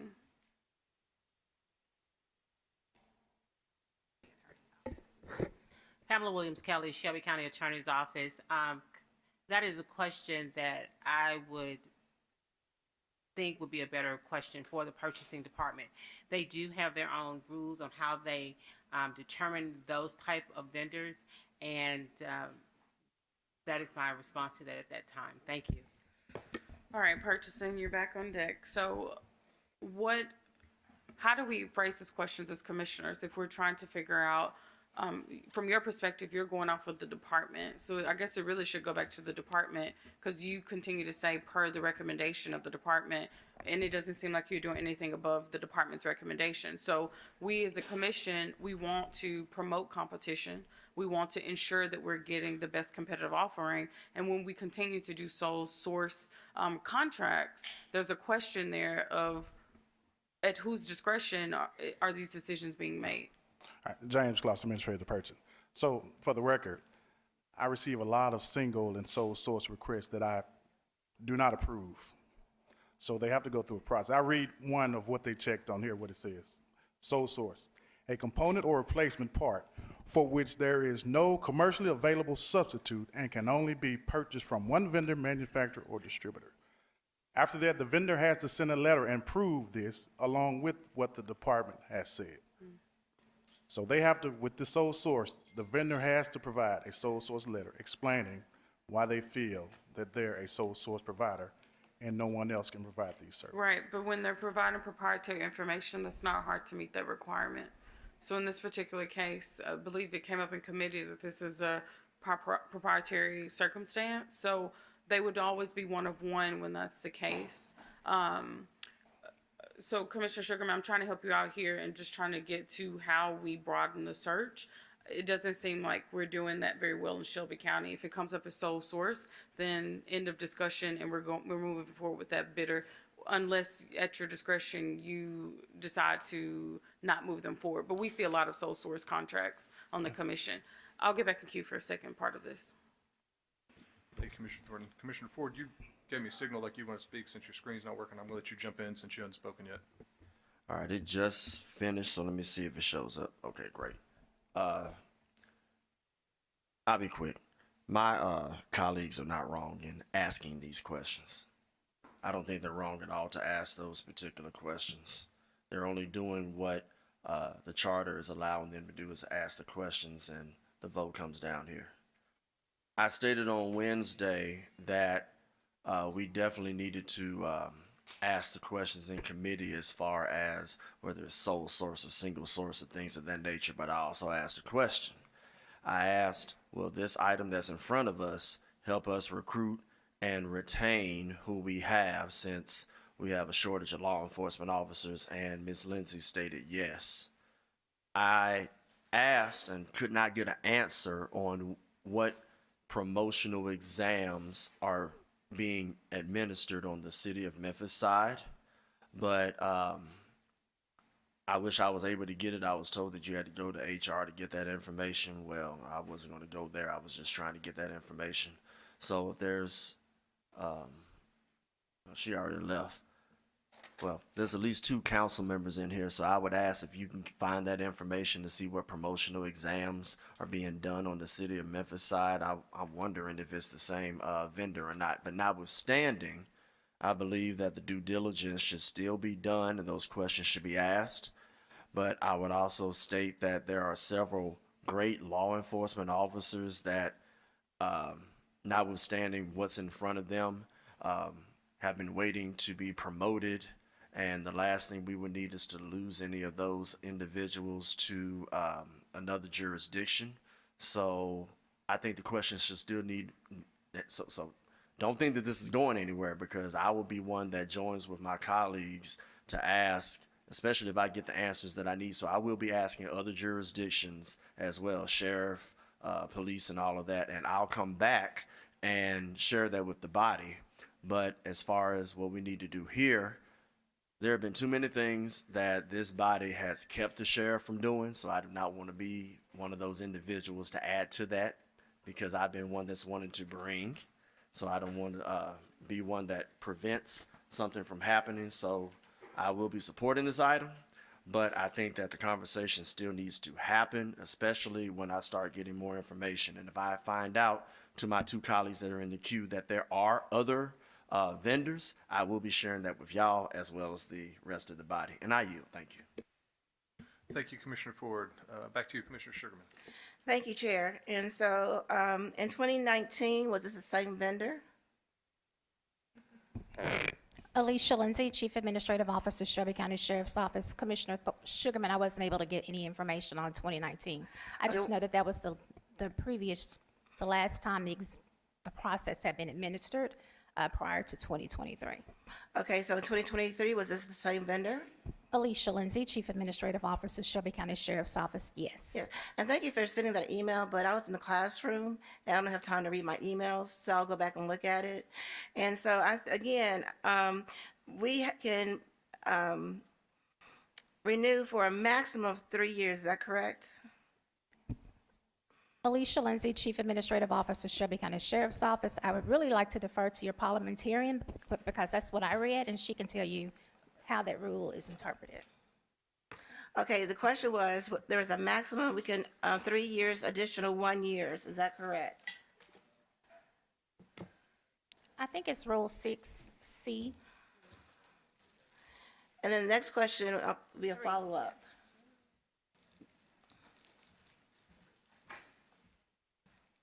Rule 6C3, all contracts, including lease purchases, presented to the County Commission for approval shall be accompanied by a list containing the following information for all bidders, where applicable: name of bidder, bid amount, MWBE and/or LOSB status, and total amount any MWBE and/or LOSB will receive pursuant to the contract. Additionally, all new contracts shall contain no more than 2 annual renewal options, and there shall be no more than 2 extensions per contract, absent extenuating circumstances, which shall be provided by the department requesting the contract extension.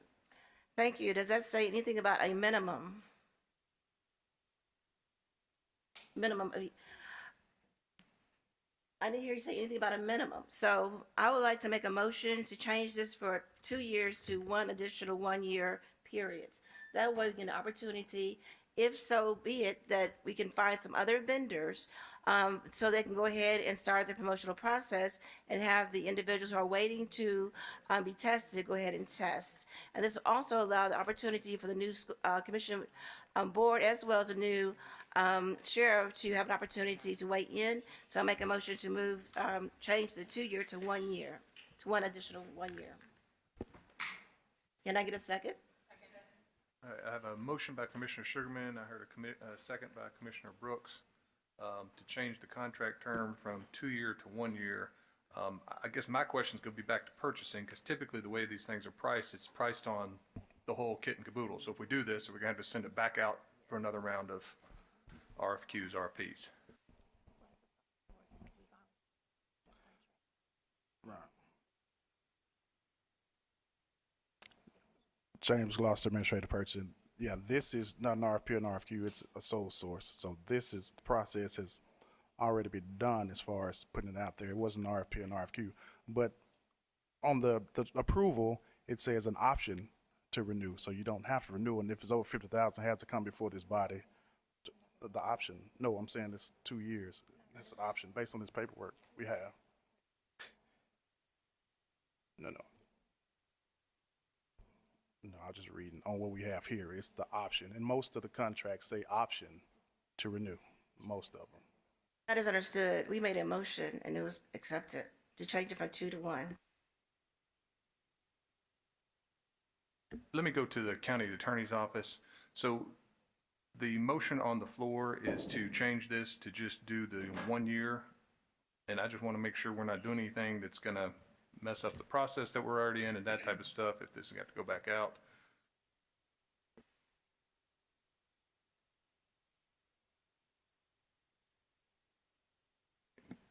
Megan Smith, County Attorney's Office. In terms of the contract itself, it's presented to the board for your consideration as written to be voted up or voted down. We do not recommend changing the terms here, as that is within the scope of authority of the mayor's contracting authority and at the recommendation of the sheriff's office. Point of information. So, attorney, are you saying that we cannot change it? Because again, we are, we have also responsibility to the public as well. And again, we're hearing sole source, you can't do this, you can't do that. Meanwhile, there are many vendors out there who are not able to have an opportunity to bid on these contracts. And so again, the rules did not say anything about a minimum. Megan Smith, County Attorney's Office. The authority of the County Commission is vested in the charter to approve contracts that exceed a certain monetary amount. This contract does meet that requirement to come seek your approval. In terms of developing a contract and its term, that lies within the recommendation of the department and the scope of the mayor and his contracting authority. So no, it is not within the scope of authority for the Board of Commissioners to amend the term of a contract. Go ahead, Commissioner Sugarman. Okay, point of information. So then we can vote it down and then change it. Is that correct? Megan Smith, County Attorney's Office. You have the ability to vote the item up or vote the item down. What happens after that is up to the department. Thank you. All right. So Commissioner Sugarman, you had a motion on the floor, I think, from talking to the attorney. We can't do what the motion said. So are you withdrawing that motion so we can get back on the main item, vote it up or down? Okay. So she has removed it. All right. Back to the queue. I've got Commissioner Thornton. Thank you, Chair. I appreciate the extended discussion on this item. It's bigger than just this one particular item. It's about how we approach contracts. And I do think that to the public's interests, you should care about how many single source, sole source contracts are going and what that process looks like. We get a lot of feedback from business owners who feel like the contracting process within Shelby County has a lot of faults. And this is just one area where there could be additional competition, but because how it's presented to the commission, we don't actually get to see them. So to purchasing, I'm noticing for these items that it doesn't have the information in red for the items. In the past, that's been addressed to Director Pearson. Is that something that she's doing, or can you speak to why that information is missing for this slate of items? James Gloss, administrator, the person. I'm not the items in red. You're saying the what? So the just demographics. That's the EOC. Okay, she's that. behind you. She's coming. Yeah. Glenda Pearson, Office of EOC. Since these were add-ons, I didn't have the information enough time to get it to the on-base administrator. So she advised me to keep it out if it is an add-on. Okay. But going forward, I can email the information to you, but I can't put it in on-base. Thank you. And I know we've had discussion about the add-ons, so just to my colleagues, just take note of that. When they're add-ons, the public doesn't get as much information as they should. So thank you for staying on top of that. Is there anywhere that the public can find out exactly how many single source or sole source contracts the county government is doing? Or even just contracting data in general? Where do we point the public to know more about the spend? It's been almost 4 years for me. I still don't know how much A we're couple spending. of years ago, Glenda Pearson, Office of EOC, a couple of years ago, this body passed a resolution that all contract information would be posted on the website, and I'm not sure if IT has followed through with that. Is there anyone from the administration that can speak to this? I don't see anyone, so I'll just ask my staff person to queue up an email to our IT director. I do just think that in this moment, it's very interesting that MWB has been repealed and we just are just moving on as business as usual. I have not seen a local ordinance brought to us, and we know that there's major impact. So I don't even know, is this a local vendor? I have lots of questions about each of the contracts that we're approving today. And this is just, how we're spending hundreds of thousands, millions of dollars without any information and potential advocacy. So that's concerning to me. I'm not going to block the item, but I do think that we need to dig deeper into these contracts always. Thank you. Thank you, Commissioner Thornton. Commissioner Sugarman. Thank you, Chair. I think the direct. Did you want to say something? Thank you. Just one point. James Gloss, Administrative Purpose. So the MBE program has expired, but the LOSB program is still operating today. So. And to your point, it's very seldom we see local vendors winning contracts. Now, having said that, so you stated before something that this is like 1 year optional renewal, so we can bring this back and vote this down at a later date. Is that what you said on the record? James Gloss, Administrative Purchase. No, I was speaking of certain, I wasn't speaking in particular of this one, but certain contracts come down, there's the option to renew on some of the contracts. Okay, so this one doesn't even have an option. It's just automatic. Is that what you're saying on record? Alicia Lindsay, Chief Administrative Officer, Shelby County Sheriff's Office. I believe this is probably a question better for County Attorney Megan Smith, but when you have an option to renew, parties can terminate within 30 days as long as they give notice to anyone. And if there's an option to renew, both parties want to renew the agreement, then a renewal document goes out and has to be executed. But to make sure that that's absolutely correct, I would like for Attorney Megan Smith to opine on that. Megan Smith, County Attorney's Office, always subject to funding, but yes, that's how it works. If the renewals are approved as a part of the contract, those items are agreed to by the department and the vendor, sent out for signatures and executed. To the attorney through the chair, so are you stating on record that if, for example, we bring this contract back, the commission can then vote it down when it's time for option to renew? Is my question. Or is there no option as far as the commission is concerned, not the vendor, the commission? Megan Smith, County Attorney's Office.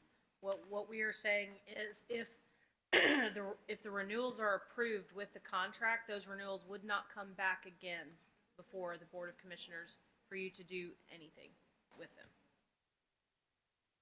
So for the listening audience, I want you to be very clear that here we are, Shelby County Commissioners, and again, we hear what you are saying, that, the local vendors are not getting these contracts. And so maybe we need to take a look at the purchasing department and centralize the purchasing department.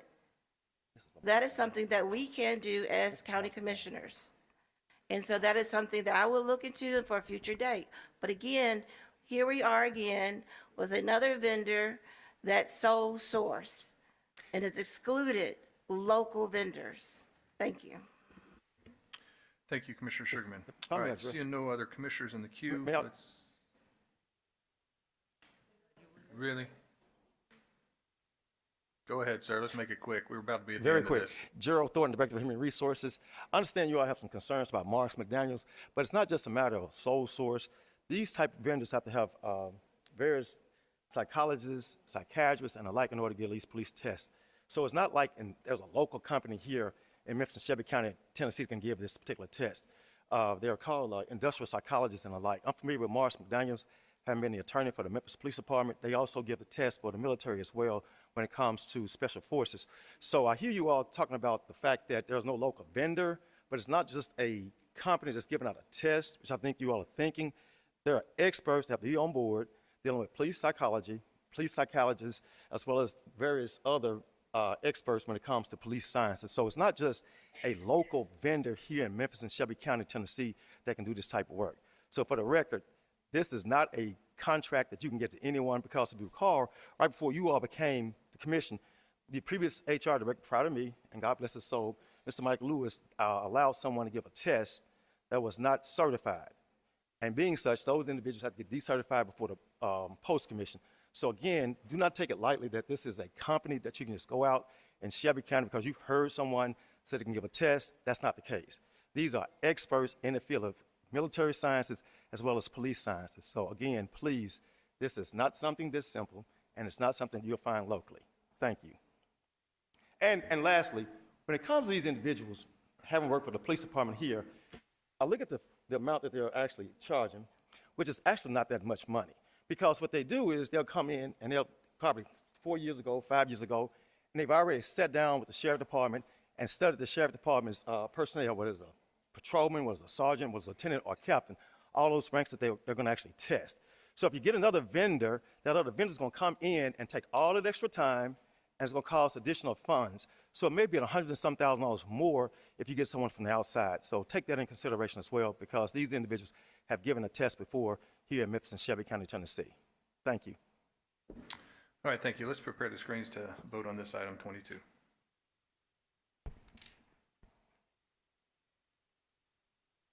All right, if all commissioners have had the opportunity to vote, let's record the results.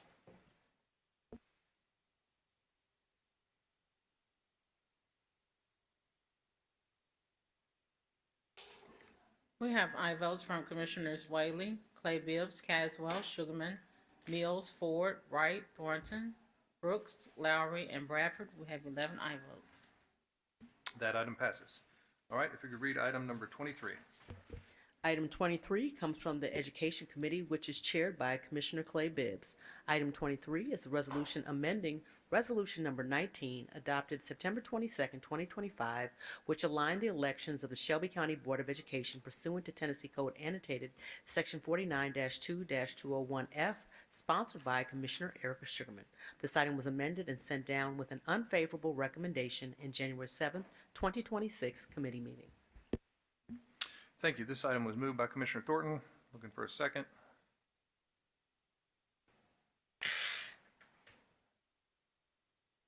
Seconded by Commissioner Lowry. Commissioner Bibbs with a committee report. This item came down with an unfavorable recommendation. All right, thank you.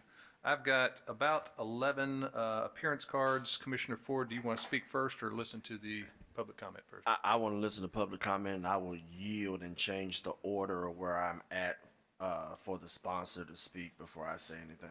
Okay. Commissioner Sugarman is the sponsor.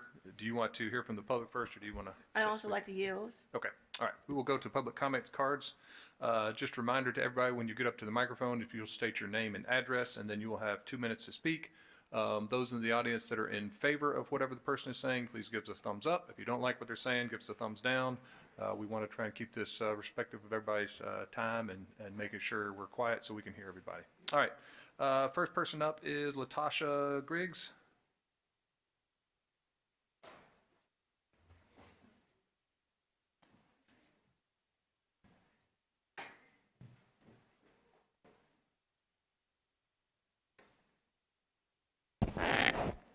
Good afternoon. Happy New Year.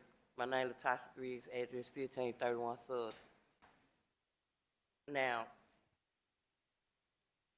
Commissioner Sugarman, I want to address you.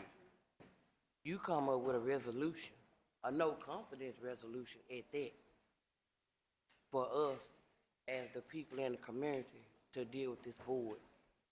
Then the minute that they say they gonna sue y'all, you go against what you already said, a no confidence vote. You go against what you and the rest of them said, and because they want to whine about their seats, you want to take them off the ballots. So you let me know that it's a puppet master somewhere, and you clearly don't care nothing about the taxpayers. These people selling all our schools. They got all our kids' money tied up in court, Dr. Fagan, and now they want to be tied up in court. My question to you is, when you gonna make a resolution to make these five that want their seats pay for their lawsuit? Why do we have to pay for it? Like, it's two of them already using the board attorney for their personal matters. You don't know, ask me, I'll tell you, but I ain't gonna tell you right now, but I'll tell you. Like, Help us understand what are you doing? Because clearly you don't know what side of the street you want to be on. You don't know if you want to be on our side or their side. But it's clear as day. You only for your, what you call it, your recommendations. I would like to make a recommendation that you don't make no more recommendations. Have a nice. All right, thank you, Ms. Griggs. Next appearance card is for Mr. Alan Wade.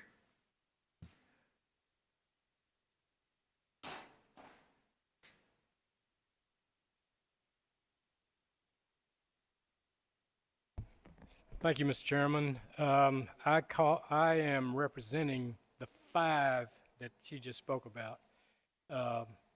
I commend Commissioner Sugarman for bringing the resolution, because this resolution, unlike the previous one, is legal. And I don't come in disrespect to you.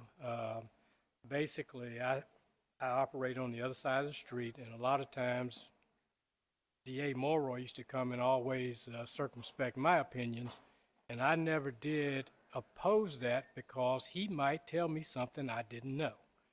And so what I'm about to tell you is that there is no legal basis for an election for these five board members. It has been the law for 100 years in the state of Tennessee that absent a vacancy in a position, you cannot hold an election to replace them. These people are in their positions, they are not vacant. State Representative Tory Harris advised you that you did not have the authority to abridge their terms. This General Assembly is the only authority that has the ability to abridge their terms. Also, you do not have the authority under your charter, and I just want to read something to you. Section 603 of your charter says that this charter shall not have the effect of removing the incumbent from any county office or abridging the term or altering the salary prior to the end of the term for which such public official was selected. So even your charter takes away the authority from you. 602 also says you have no authority over the school board unless you're given that authority by the General Assembly. Representative Tory Harris advised you that this legislation upon which you acted did not authorize this body to abridge the terms of those officers. So what this resolution does is put you right back where you are legally. Now, I'm paid to litigate this. I litigate these matters all the time. This is my job. I do this 24/7, 365. And you can continue your position, but I am duty bound to come to you and say straight up, not from the back door, not through some side door, just to your face, if that this will align you with state law if you pass this resolution. You are welcome to continue, and I invite you to instruct your lawyers to come to court and defend this position, and let's get it on. But otherwise, I would suggest to you that this is not legal and that you should not proceed further. And I will entertain any questions that you have, and I can give you citations of all the case law, the Constitution, everything that says you do not have the authority to abridge their terms. Thank you very much. Thank you, Mr. Wade, and good luck to your Steelers tonight. All right, I have, the next card is LaShundra Franklin Gatewood. Ms. Gatewood, it looks like you have filled out 2 cards on this item, which is fine. You just get to speak once, so.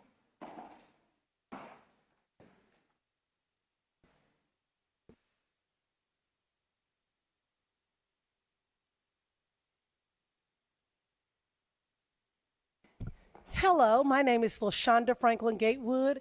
I am an educator with Memphis Shelby County Schools. I teach ESL at Kingsbury Middle School. Thank you for allowing me this opportunity to speak today.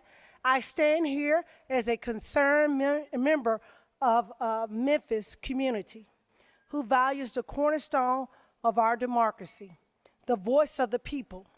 Elections are not just a process, they are a promise that our voices of voters will be heard, respected, and represented. When citizens take the time to educate themselves, participate, and cast their ballots, they are exercising a fundamental right that should never be diminished or ignored. County commissioners, today I urge you to hold a critical responsibility. Your job today. You are entrusted to serve the people, not override them. When we elect a candidate, or if it's a reflection of our community's choice, priorities, and a vision for the future, to disregard that choice is to undermine the very principle that make our system strong, fair, and effective. I urge you to remember that your role is to serve the people who elected you. Let us honor every vote and every voice. Let us ensure the Shelby County remains a place where democracy works, not just in name, but in action. Because if you take somebody else's right, then maybe tomorrow somebody will take yours. Thank you. Thank you, Mrs. Gatewood. All right, next card I have is Elizabeth Maribel. Marable. You should know that. My name is Liz Marable, President of the United Education Association of Shelby County. I'm here because the decisions you make in this room matter. They matter to our students, our educators, and the voters of this county. In October, I urged this commission to respect voter intent and the integrity of the democratic process. Since then, trust has not been restored. In fact, it has been further strained. Let's be clear. The state assigns one of 4 categories to school districts, all 134 districts in this state: exemplary, advancing, satisfactory, or needs improvement. According to the Tennessee Department of Education, Memphis-Shelby County Schools continues to be rated advancing. Memphis-Shelby County Schools shares the designation with 99 other school districts, including Bartlett, Collierville, Lakeland, Millington, Metro Nashville, Knoxville, and Chattanooga. These are districts you often hold up as models, yet they stand in the same accountability category. You continue to be punitive to the children and the educators of this county, but only certain parts of the county. This is not about politics for me. It is clearly about stability. It is about honoring voters' voice. Who do you think you are, and what tower do you sit in that you think you can take a single voter's vote back? We all continue to say we want voters to vote. Yes, you take it away.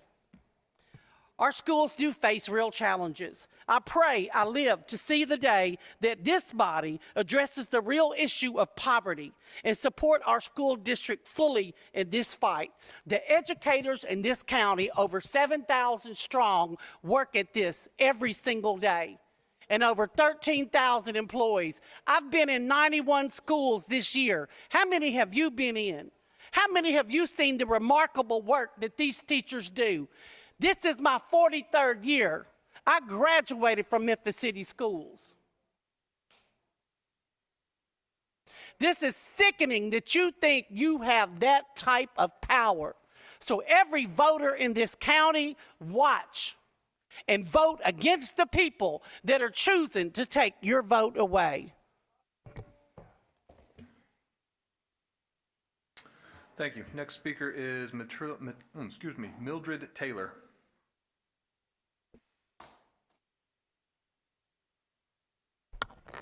Good evening. I'm Mildred Lee Taylor. I am speaking as an individual. I live at 1748 Brown Avenue, Memphis, Tennessee, 38107. We are living in a shaky democracy today. Voter suppression is all around us. On August the 1st, 2024, the voters in District 2, 4, 5, and 7 spoke.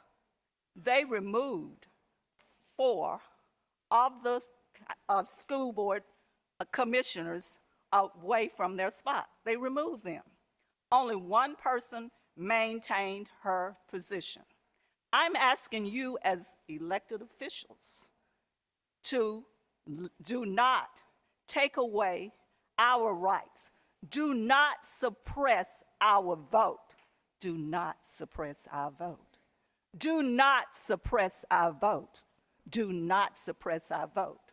All of you will be coming up for a re-election, or you will be a career politician and run for something else soon. Thank you. Thank you, Ms. Taylor. All right, next one is Dr. Chantel Hess-Taylor.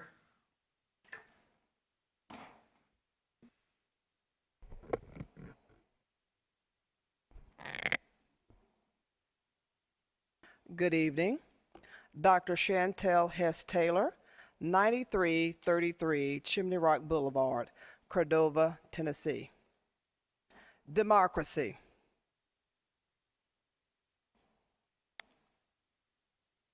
Allows each citizen's voice to be heard. Democracy.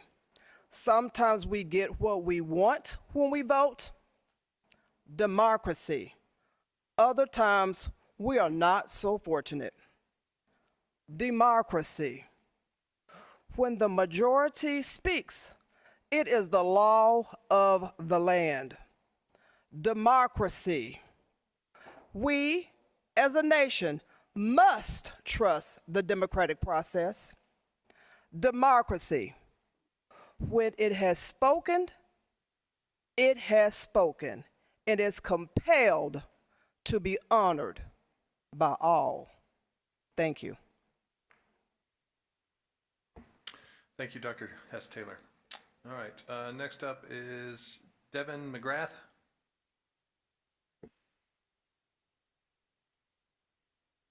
Members of the Commission, I am a proud MSCS public school teacher, as well as a member of the community and a constituent in District 13.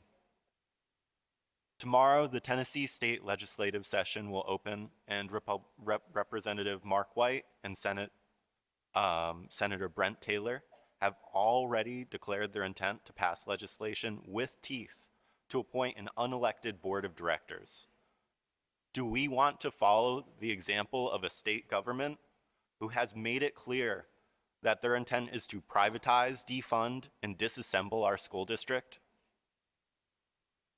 Do we care so little for our democracy that we will invalidate the terms of our elected school board members? Are we so ready to silence the voices of our parents, educators, and the broader Memphis community? The people of Memphis have a right to self-determination through the democratic process. We cannot pick and choose when democracy is convenient. Please respect the voices of your constituents. Mr. McGrath, would you just give your address for the record? Thank you. Oh, yes. For the record, my address is 40 South Morrison Street, 38104. Thank you so much. All right, next card is for Notoria Carpenter.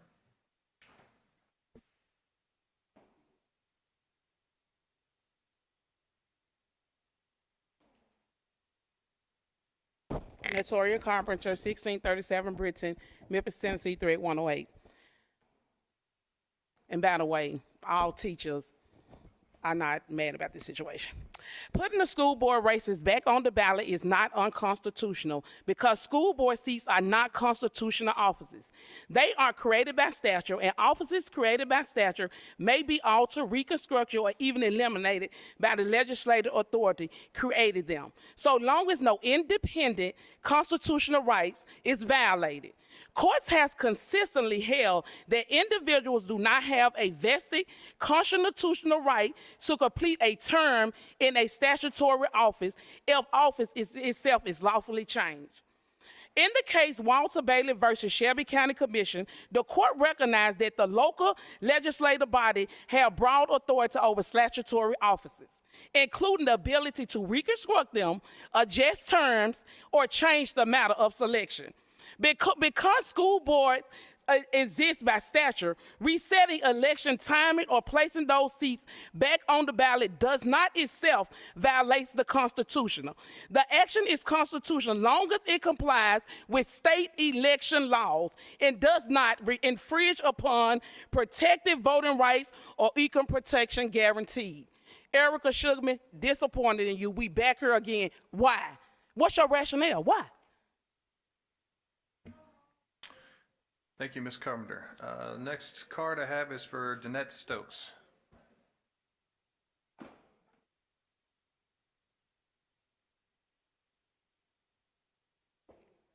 Good evening. Dr. Danette Stokes, 6263 Poplar Avenue, Suite 1001, 38119. I stand before you today to ask that the will of the voters be honored and that our community's voice and our children's education be protected. My forefathers fought and sacrificed so I could participate in the democratic process.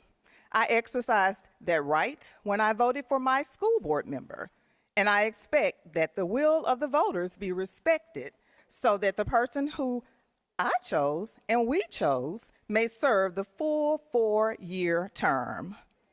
No individual or body should have the authority to suppress a vote or silence a community's voice.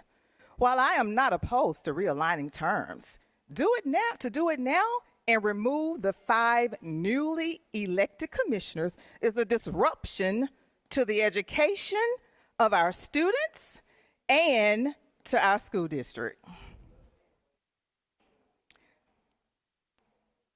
We do, in fact, live in a democracy, and the voice of each voter must remain central to decisions about our public schools. I ask that you vote to amend the previous resolution and allow the 5 school board members to serve their 4-year term. Just like you all are serving your terms, you have a commitment, so do they. And what you do to others is karma. Thank you for listening, and I'll end with John Lewis' words. The vote is precious. It is almost sacred.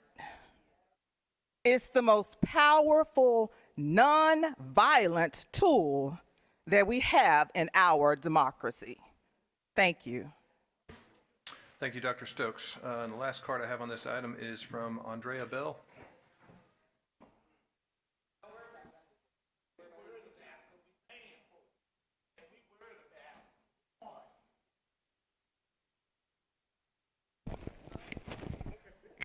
Good evening, Commissioners.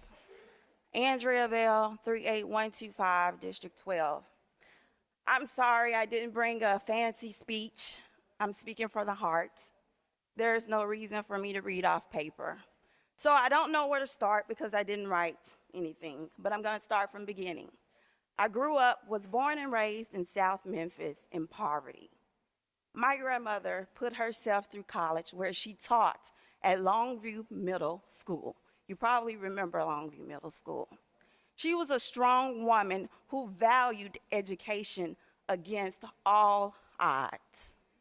And I'm here too because her legacy is me.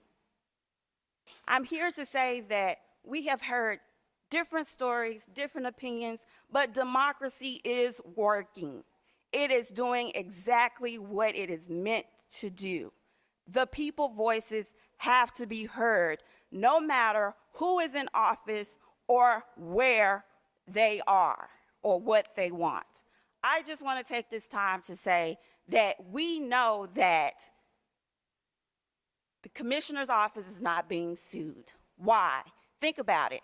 We were told that the inspector general did not give an answer. He did. I was doing research and he did. He told us, the inspector general, you can look it up on their website, they said specifically that the only constitutional offices are the ones that the trustee office, the sheriff's office, those offices. The school board is not protected. And if there is a discrepancy, guess what takes effect? Precedence. Public law. The public law was decided by the General Assembly on May 5th. We know this, people. I need you guys to let's move forward. If we're worried about the school, the state coming in, let's work on that. I challenge you, Commissioner Sugarman, on Monday. Come up with resolutions to prevent the state from coming in. Let's show them that we can do what we need to do to take care of our kids. And I just want to say, please do not pass this resolution. Thank you. All right, thank you, Ms. Bell. All right, that concludes the public comments cards we have on this item. I'm going to move to the queue now. Commissioner Sugarman. Thank you, Chair. And so I have questions for Attorney Wade. And thank you for coming here. I appreciate that. And a question I have, if this resolution passes, will the lawsuit be moot or will it go away, or do we still have to go through the court case? Because I'm hearing that, people are complaining about taxes and things of that nature being spent as far as the county is concerned. And so will this resolution, if it passes today, will that make the case go away, or do we still have to, go to court? As long as there is no active controversy between the parties, the case would be moot. Right now, by statute, this body and this government is funding that case. The law says that if it is a county election, the county has to reimburse the election commission if there is a litigation. And there is a litigation. So yes, ma'am, it would be moot. All right, thank you, Commissioner Sugarman. Commissioner Ford. I'm open to whatever my colleagues want to do at the end. My concern, because I know that we're going to start having debate on this, I'm not going to divulge what transpired in the executive session, but I will say upstairs on Wednesday, when we started talking about something that had an active lawsuit, the first thing that comes to this commissioner's mind is that you stop talking about that and you let the courts do their thing. I also asked upstairs, this would probably need to be an executive session so that we can discuss this further. I think that was appropriate before this came in front of us today. I heard what was just said, but this commissioner still has concern that any additional debate we have on this item may trigger adverse effects that I don't think that we need to have. And that's the risk that you take when you discuss something that's already in court. I already heard what Mr. Wade stated, and I know what question was stated. But this commissioner would not want to have any more debate on this particular item and would allow the courts to do what they need to do. Yes, it was stated that it could be a moot point, but at the end of the day, until we actually see that, anything can transpire. So, Mr. Vice Chair, I'm looking at a particular motion, and I think I need to go ahead and do this motion now. It's not going to kill any type of debate, but if there are other colleagues of mine that wish to not necessarily debate this particular item, but to have the courts do what they need to do so that we will not have whatever we say or do on tape be used by one group or the other in order to possibly put us in an adverse effect and possibly join to the lawsuit. I don't know where this might go. I would want to make the motion to postpone indefinitely this item. This does not keep my colleague from bringing it back when we get more information. However, if that motion does not make, I will be voting no on the item, but I won't be making any more discussion on the item for the reasons that I stated. So Acting Chair Bradford, I will go ahead and make that motion and see where this goes. I'd like to move to postpone this item indefinitely for those reasons. Object. All right, we have a motion from Commissioner Ford to, I don't know that postpone is the right, is that the right term? All right, to postpone this item indefinitely. Do I hear a second? I got a second from Commissioner Caswell. I think I already have a objection from Commissioner Sugarman on this. All right, so let's discuss on the objection. I'm going to just go with the queue we have because I have a feeling everybody wants to speak on this item anyway. Commissioner Thornton is not in her chair, so I will come back. Commissioner Caswell, did you want to speak now or?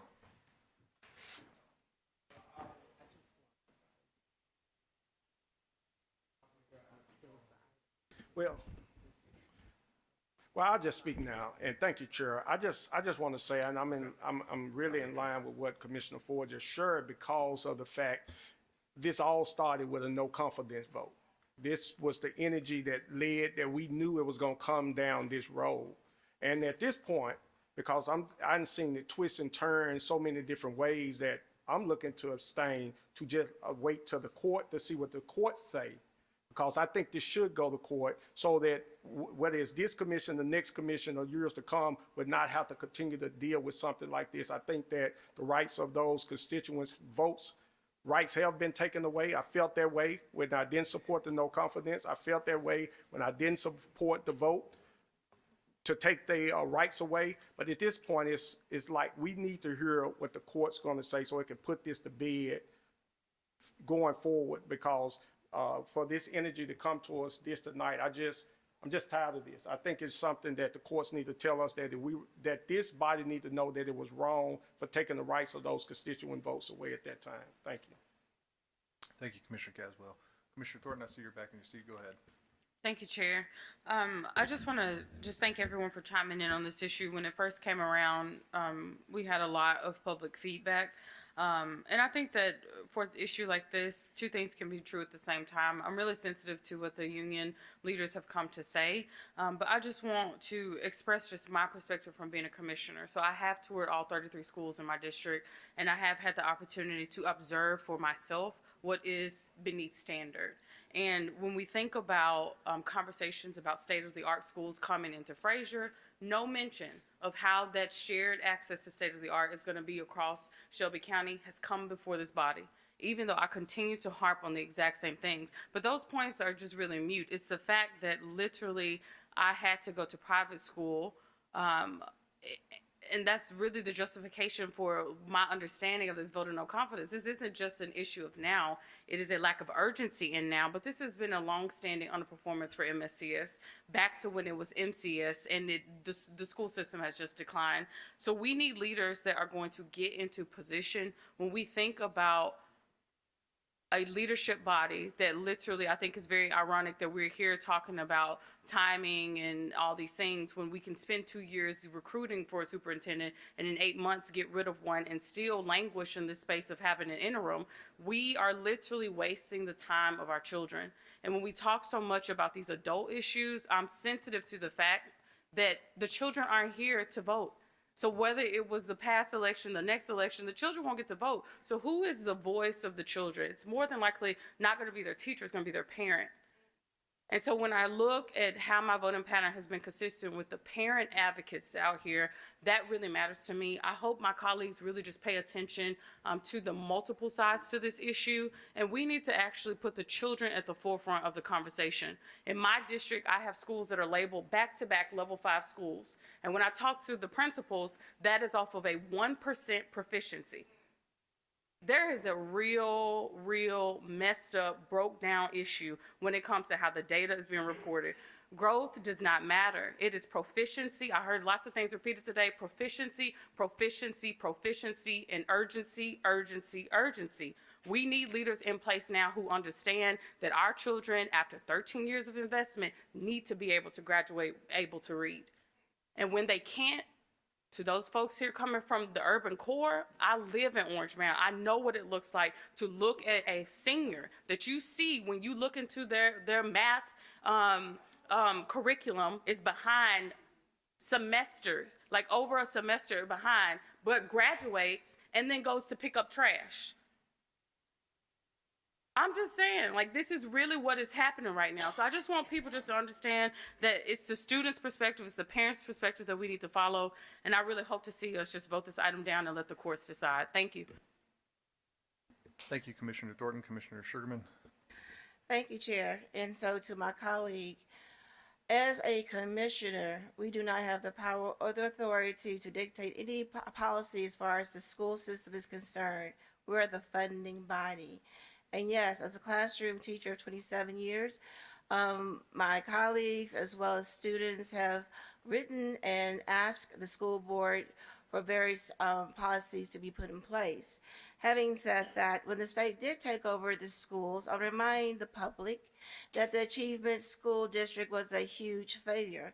And I remember when the state took over, they gave them all sorts of funding and resources and things of that nature.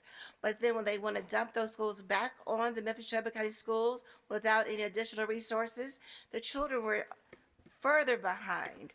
And so again, the state does not have good intentions as far as I'm concerned, because what I've experienced, what I've seen, what I've observed. So again, I want the public to know how that we stand as a body when we continue to say we do not have funding. And we need to know the people's vote on the commission. If you voted down, so be it. If you voted up, so be it. But at least we can say we support democracy. And so far, we have not supported democracy. And as far as the no confidence, as well as the 2-term limit, the forensic audit, as well as the recall, I did support all of that. But as a stopgate, okay, that's fine. But it was an overreach. We decided to say that, okay, these 5 individuals, you have to go out and run again, and we abridged your term. These seats are not vacated. So again, according to what I've heard, this would be moot, and we could save taxpayers money. And I think that we should have the courage to vote this item up and down, and then let the public see where we stand on democracy.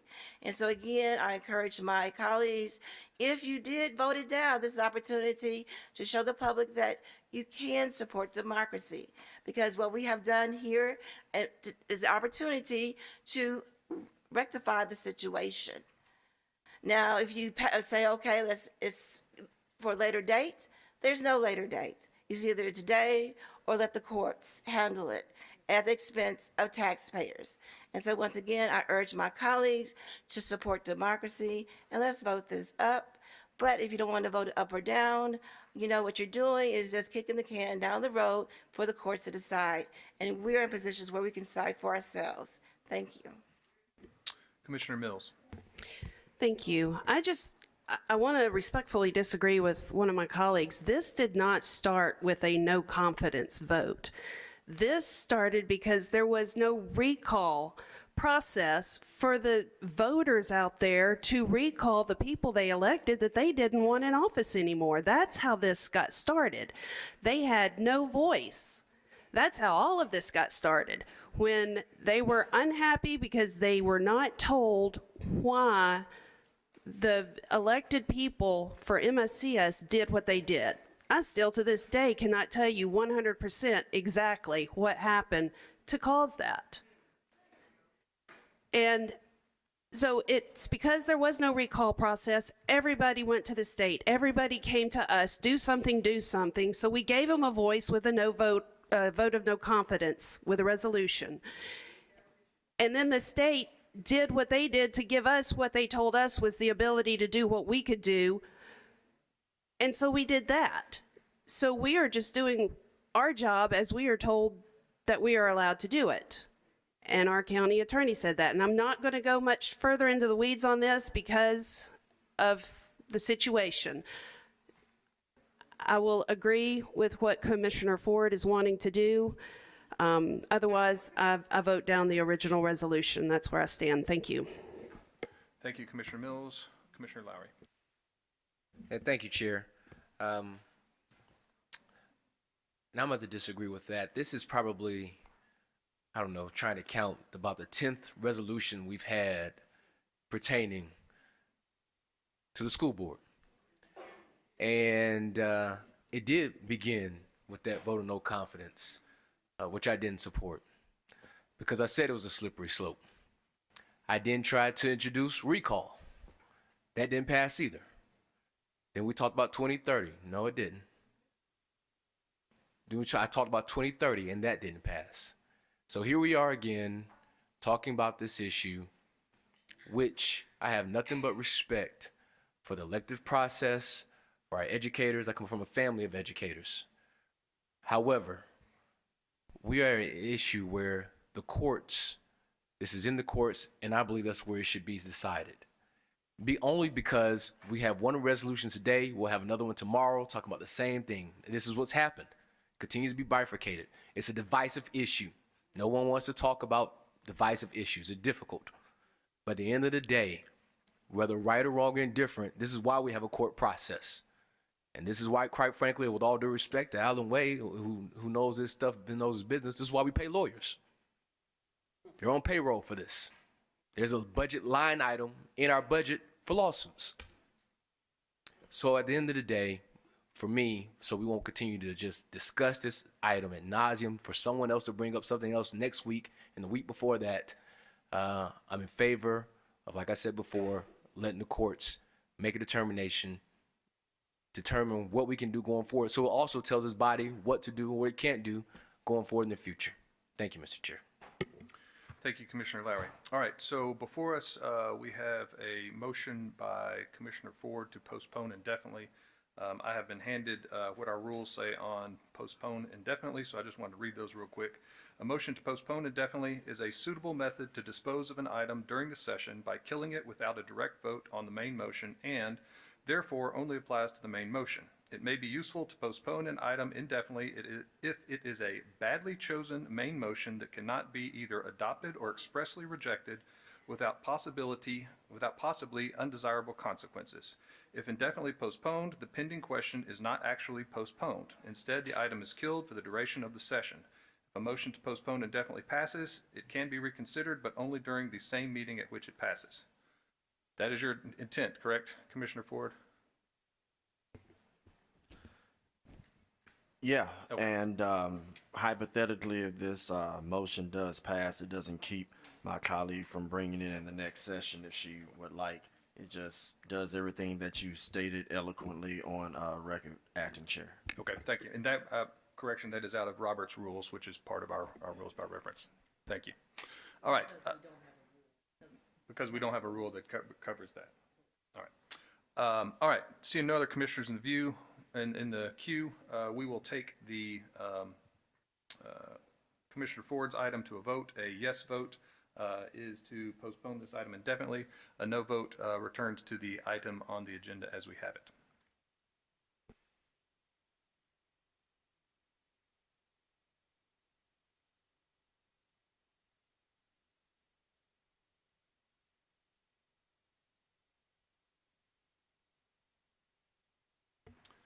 All right, if all commissioners have had the opportunity to vote, all right, Commissioner Thornton is an aye.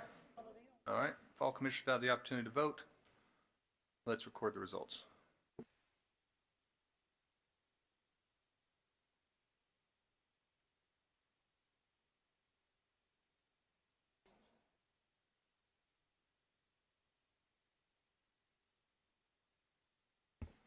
We have aye votes from Commissioners Whaley, Clay Bibbs, Caswell, Mills, Ford, Wright, Thornton, Brooks, Lowry, and Bradford. Commissioner Sugarman has voted no.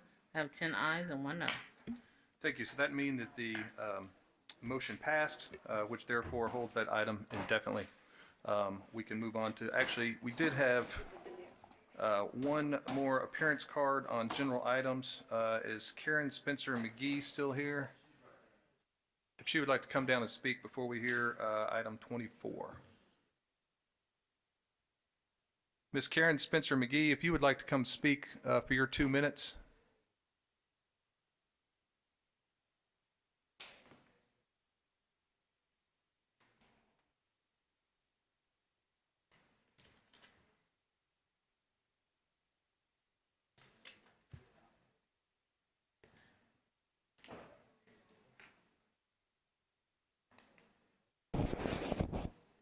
Good afternoon. Thank you for allowing me to speak. My name is Karen Spencer McGee, representing Black Lives Matter Memphis, the Healing and the Butterfly Committee, and the Women's March of Tennessee. I had a general comment because there's a warrant out on me for my arrest. Commissioner Sugarman, when I stood with the people from juvenile court, you remember that day? Yeah. I'm looking for some confirmation, yeah. Yeah, you remember that day? That I stood with the people from juvenile court? Yes. Okay, and I told you it was some mess going on down there. So now I have a warrant. That's why I told you I want you to go ahead and do your job. Because see, when I get out of jail east, that's when the problem gonna start, because the public trust, this is, no, I don't nobody trust you all anymore. First you go against, then you're gonna do this, then you're gonna do that, then you're gonna do the other. And people are confused. I'm not confused, because see, I know I'm not a criminal. But I do know that when I tell the truth about some stuff, people start listening. And if you could chop off the head of the snake, I did 5 actions since the sandwich shop and ICE. I did 5 actions. You should have stayed there at the one that you came to and it started raining. I told them I'm Baptist. I got dunked. I'm not scared of no water. So I came down here to turn myself in publicly because I'm not no criminal. I've been picked up 3 times by ICE, and I got a slick mouth. And I can pretend like I am a African. So I know where all they little spots at now, where they take you to the detention. And they cut up my ID. So today I went and got some more identification. I'm gonna have this laminated and it'll be on me at all times. I'm putting this commission on notice. I shoot back. Yeah, I'm not no scary person, and I refuse to be Miss Good, the one that they shot up there. I refuse it. We are in a state of emergency. We got mayors that ain't got no kahunas, that won't tell ICE to leave us alone. I shoot back. I should be somewhere enjoying my life. All my children is grown. I got time today, and I got time tomorrow. But right now, I'm turning myself in, and I'm putting you all on notice. I could get a damn nap in jail east. At least I can do that. So come on, son. I just told you I got a warrant. Do your job. You're not going to arrest me? Okay, well, I'll get Keisha Scott to do it in the morning since I'm running her for mayor. I want to talk to you. And thank you all for your time. But juvenile court is a mess, and this is what this is surrounding about. This is what this is surrounding about. Tell your brother, I said, I didn't run his campaign for him not to answer my damn phone, because it's not my child, but I'm close to the child. This is an election season. I know he don't mind me calling his name. Kenneth Whalen told me to get ready for silly season. Since I've been holding all these clandestine meetings, he told me to get ready because they was coming after me. But I got something for their ass. Tell them what I said. Thank you. Thank you for letting me speak. Thank you. All right.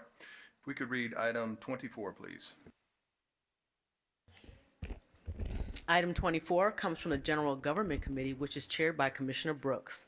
Item 24 is a resolution establishing a zip code-only requirement for public speakers addressing the Shelby County Board of Commissioners, sponsored by Commissioner Erica Sugarman and Commissioner Henry E. Brooks. This item was amended in January 7th, 2026 committee meeting. Thank you. This item was moved by Commissioner Sugarman. Looking for a second. Second by Commissioner Thornton. Thank you. Commissioner Brooks, committee report on this item? This item was amended and sent down without recommendation.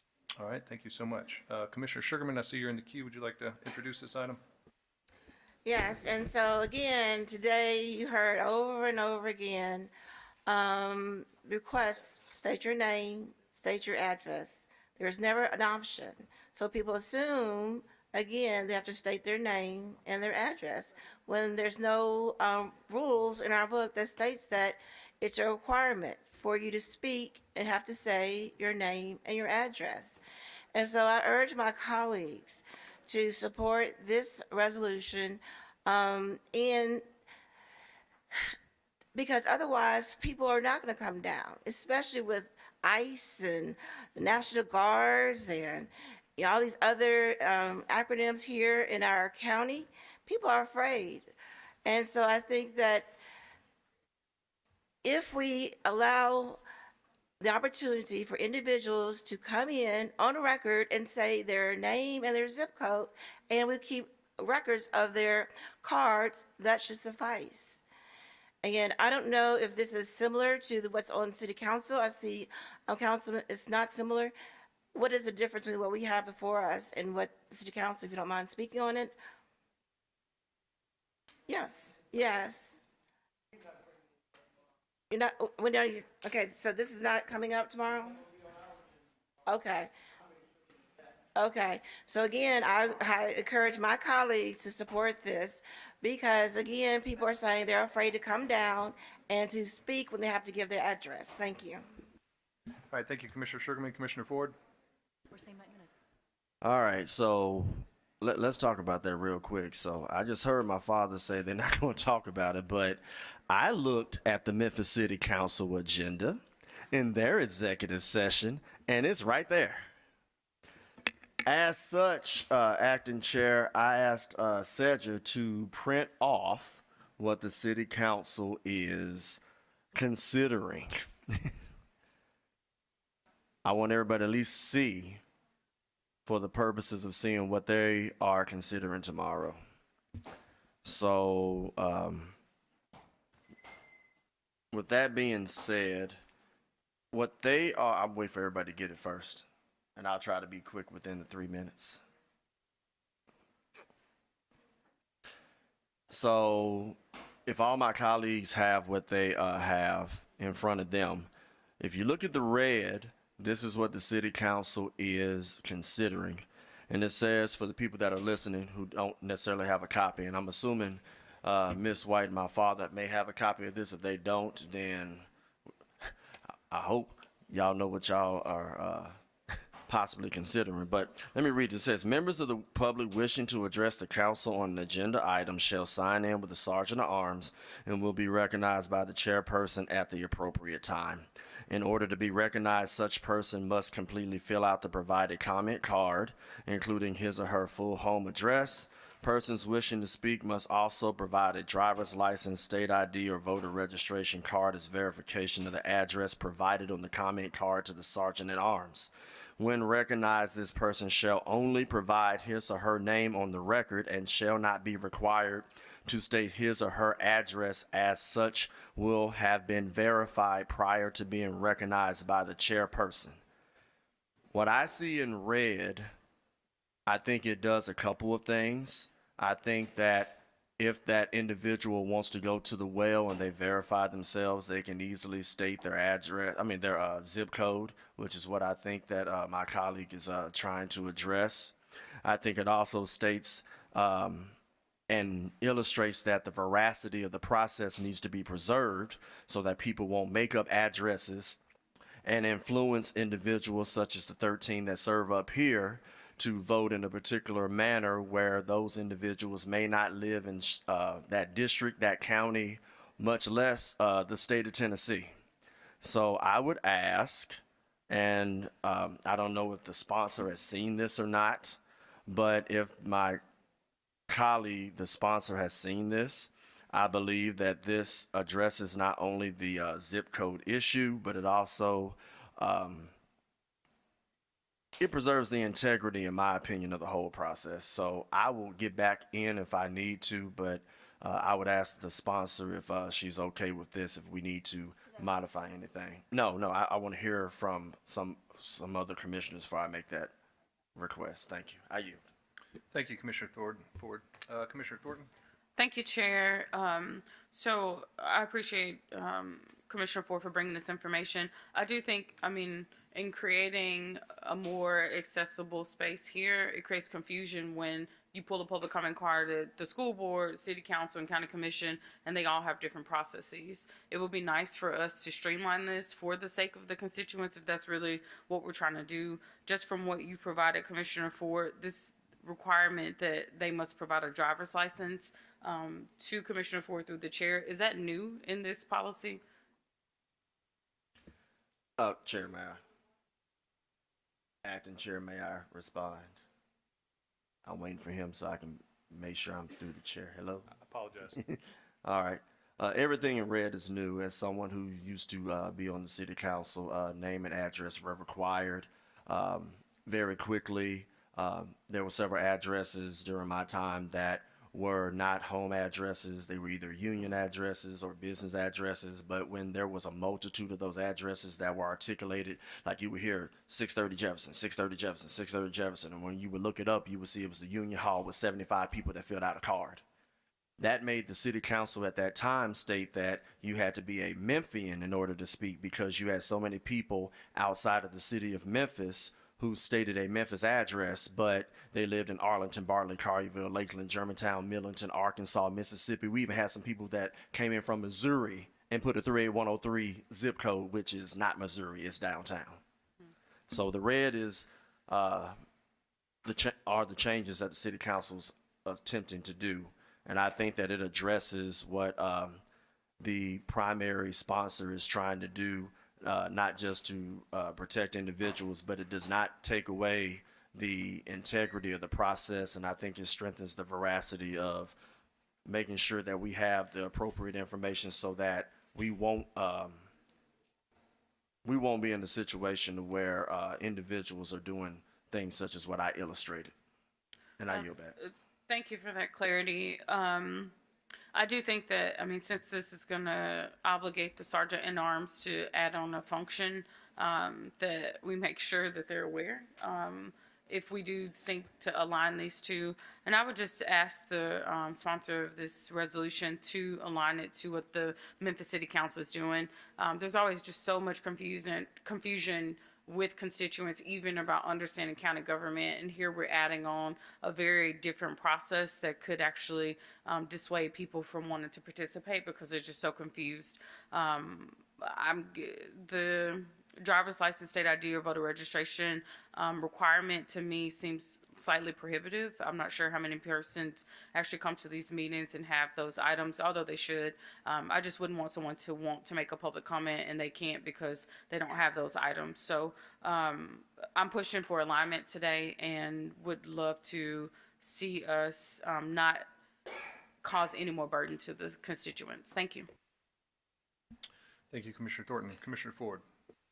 Very quickly to ask the question to the main sponsor.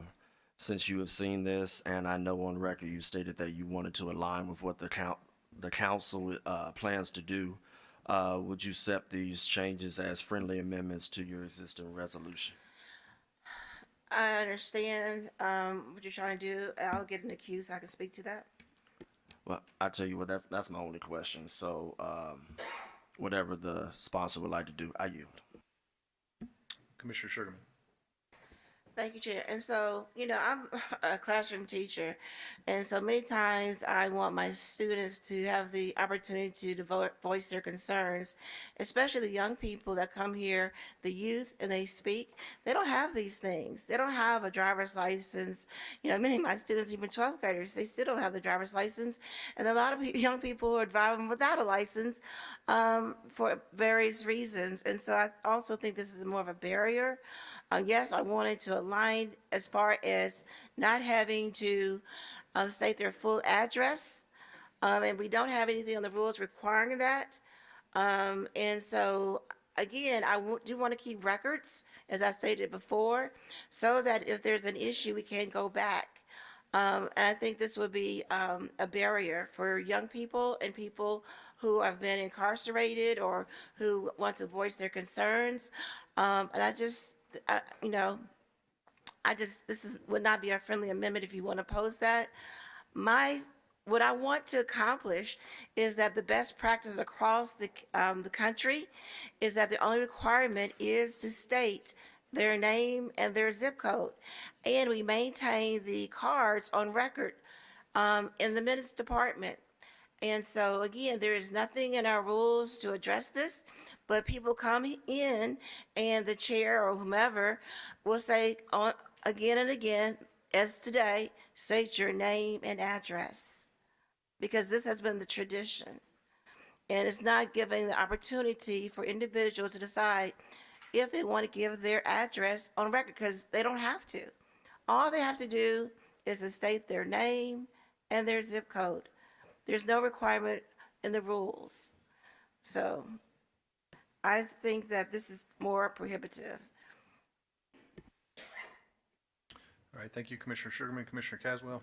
Thank you, Chair. And again, I'm just looking at the thing with the city, and I hear my colleague, the sponsor of this, and understand that with youth, I mean, I think easily we can say if you're under 18, you don't have to have ID. But in alignment with what the city is doing, I have to just say this to Commissioner Ford's point is that if we got issues, and I know his district borders up to Mississippi, so it may be some issues that come there that they want to come across the state line in droves and begin to push issues that may be going to affect his community, but they're not from here. So to be able to see that they have an ID to show that they are from Shelby County, I don't think the city is not asking too much in this resolution to do that. And I think just thinking about our youth, even if we have to just say if they're under 18, they wouldn't have to have all of that. But any adult, I think it's a friendly amendment I can support. Just thinking about all the issues that may come before this body and other people from outside of Shelby County coming in. So thank you. Thank you, Commissioner Caswell. Commissioner Thornton. So, is it the will of the sponsor? I hear you saying that you don't accept the amendment. Okay, so if we're going back to the original resolution, I consulted with legal because I had a question about are we still collecting addresses? And so we are collecting addresses still according to your resolution, and we are not publicizing them or requiring that people state it publicly. Okay, I can support your resolution if you reject the friendly amendment, particularly just because it hasn't passed by the city council and we don't actually know that they have actually voted it in, and would like to be added as a sponsor. We have a motion to add Thornton as a sponsor. It was seconded by Sugarman, so she has been added. Anything additional, Commissioner Thornton? All right, Commissioner Ford. Very quickly, and I appreciate the discussion happening.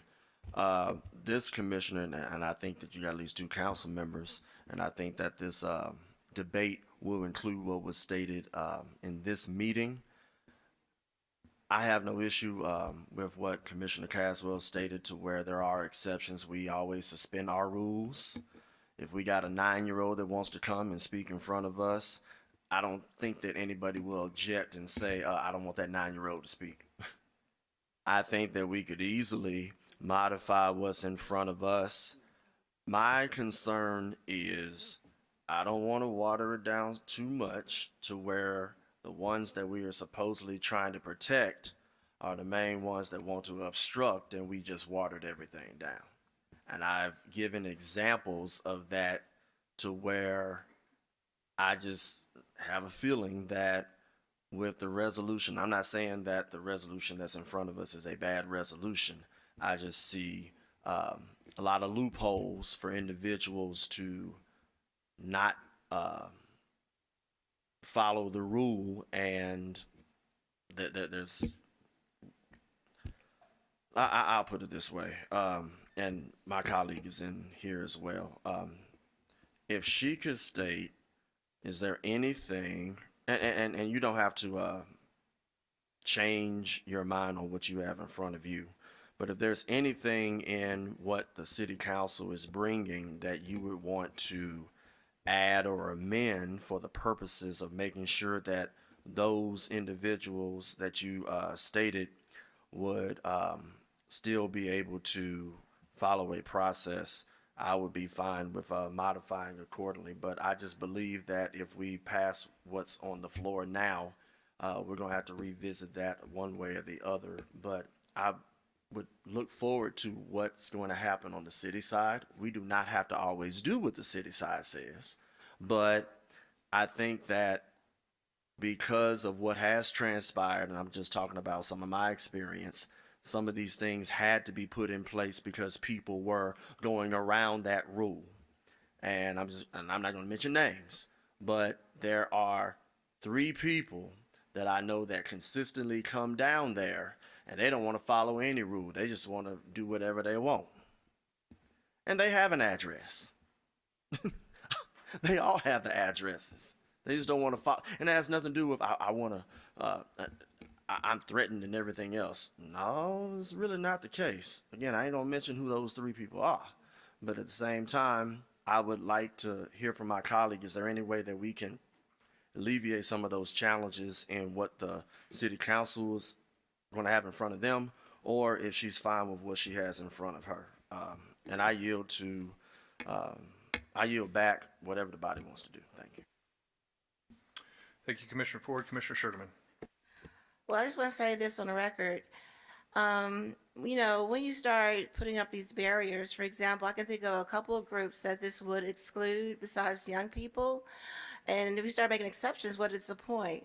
I'm thinking about immigrants, for example, who are in the process of trying to get citizenship and they wanted to speak. And we had a resolution. We had individuals from this category who spoke about the voting resolution, allowing it to be translated in 5 different languages and to be written on the 4th grade level. Having said that, another group of people are people who are convicted felons. You know, again, if you're a convicted felon and you want to speak and you know the system and you know have an opportunity to speak, that would be a barrier for you.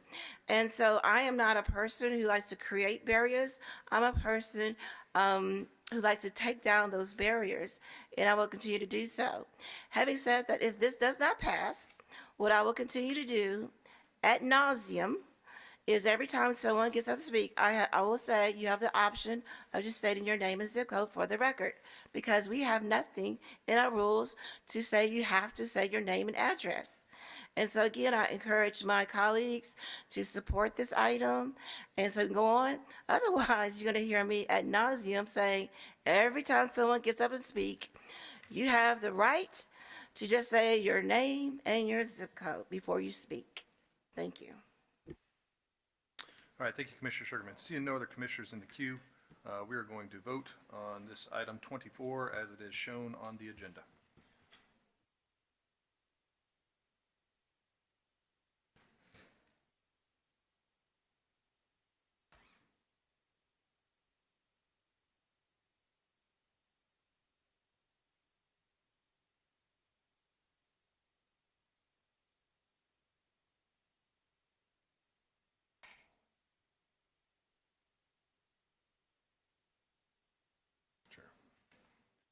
All right, if all commissioners have had opportunity to vote, let's tally the results.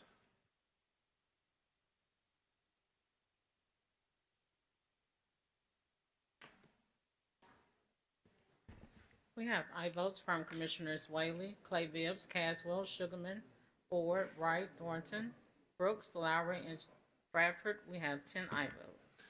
Thank you, that item passes. All right, if we could read item 25, and commissioners, hopefully you've seen we have a 25A add-on, so don't get excited when we get number 25. We've got one more to go. Item 25 comes from the General Government Committee, which is chaired by Commissioner Brooks. Item 25 is a resolution to amend the fiscal year FY 2026 General Fund operating budget in order to transfer funds from the County Clerk General Operating Fund to the Shelby County Division of Public Works in the amount of $28,800 for the purpose of paying current and outstanding lease obligations for Shelby County Clerk operations in Millington, Tennessee. This item requires a transfer of FY 2026 Shelby County Clerk operating funds allocated in account number 040-8000601-6714 to the Shelby County Public Works Operating Fund in the amount of $28,800, sponsored by Commissioner Amber Mills. This item was sent down without recommendation in January 7th, 2026 committee meeting. Thank you. This item has been moved by Commissioner Ford, seconded by Commissioner Whaley. Commissioner Brooks on a committee report. This item will sit down without recommendation. All right, thank you so much. Commissioner Ford, I see you in the queue. Go ahead. Thank you. And I know Dr. Hall is going to speak on what I'm about to say. I think we all got the letter. And I'm not going to go through this whole letter. I know that what's in front of us is 28,800. I know in the first, second, third, fourth paragraph, it stated that $9,600 additional will take care of the remainder of the current fiscal year. This commissioner would like to go ahead and take care of the 2024 arrears, the 2025 arrears, and the 2026 fiscal year so that we would not have to revisit this again. I know the other paragraph talking about 25,000. I'm not looking at that right now. You know, there's nobody here to talk about this right here, but for the purposes of making sure that we can go ahead and take care of the full lease agreement amount so that we can, as commissioners, take care of our business. So if something transpires after the fact, it won't be on us. I like to move to amend that every mention, including the caption, for the $28,800 be amended to $38,400, which adds the $9,600. That's my motion. All right, got a motion by Commissioner Ford, second by Commissioner Caswell. Any objections to that? All right, Commissioner Thornton, I see you in the queue. Thank you, Chair. Particularly because we've struggled to pay our bills here in Shelby County, I want to just commend the clerk's office for paying all the way through for the rest of the fiscal year. I know in committee there were talks of a meeting happening between the clerk and it seems like the administration, particularly Administrator Esther Sykes-Woods. I'm just curious, has that meeting happened? Thank you, Chair. Good afternoon, good evening. Dr. Lasagna Harris Hall, Deputy Chief Administrative Officer. Madam Commissioner, there was a meeting scheduled on Friday at 3 o'clock. On that call was myself, Esther Sykes-Woods, and our Chief Financial Officer. We were unable to reach an agreement in that meeting. The administration really did try, but it seems as though the communication today that you've received will support the efforts of both the administration and the clerk's office to work together. So part of the lingering discussions were just after this fiscal year, if there will be a commitment to continuing to renew this lease. And I think even in the letter, there seems to be some suggestive language that, I don't know, is the clerk's office not satisfied with the current lease? I would assume that it would have been discussed had the discussion come to some type of agreement.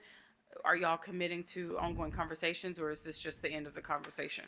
Dr. Lasagna Harris Hall, Deputy Chief Administrative Officer. With respect, I have no idea of what letter you're referencing. The administration has not received it, so I'm unable to speak to that. The administration is literally trying to just ensure that the county honors its financial commitment, and so the request is that this funding amount, $38,400, be transferred from the county clerk's office to the Public Works Land Bank office so that we can make the city of Millington whole. Thank you. So with that, we live through June 30th, and I'm just asking the clerk's office to go ahead and have those proactive conversations so we don't have to come back, trying to figure out in July how to get the bills paid. And I do take note, and I'm sure we'll get you a copy of this, but there is a special request that upon fulfilling this $38,400, it seems like the clerk's office will be back to ask for $25,000 to be added to their budget to close other gaps that I think paying this in advance creates. So just take a note of that. It seems like we're solving one issue and potentially open up the door for another. So I'm glad that Millington gets to be made whole, and thank you for everyone that got us here. Commissioner Mills. Thank you. When I went back and listened to Wednesday's meeting, the whole meeting, when I got to this part, there was a lot of different things being discussed, so many rabbit holes being jumped down. It was hard to keep up. But down to and I am the sponsor on this, and I do, for the record, I did reach out to Clerk Halbert, to her CAO, to discuss this, to let them know that it was coming before the commission, so she wasn't blindsided, because to her point, she has been blindsided several times back to last term, and she is correct. She did not physically sign anything, and when I agreed with that on an interview, I caught a lot of grief for that. I got a lot of, but to the issue of this resolution, This is a contract that needs to be signed, and it's pretty much black and white in my terms, and I'm glad we're going to knock it out and not have to deal with it again in our remaining 14 meetings. Thank you. All right, thank you, Commissioner Mills. All right, seeing no other commissioners in the queue, let's take this item to a vote.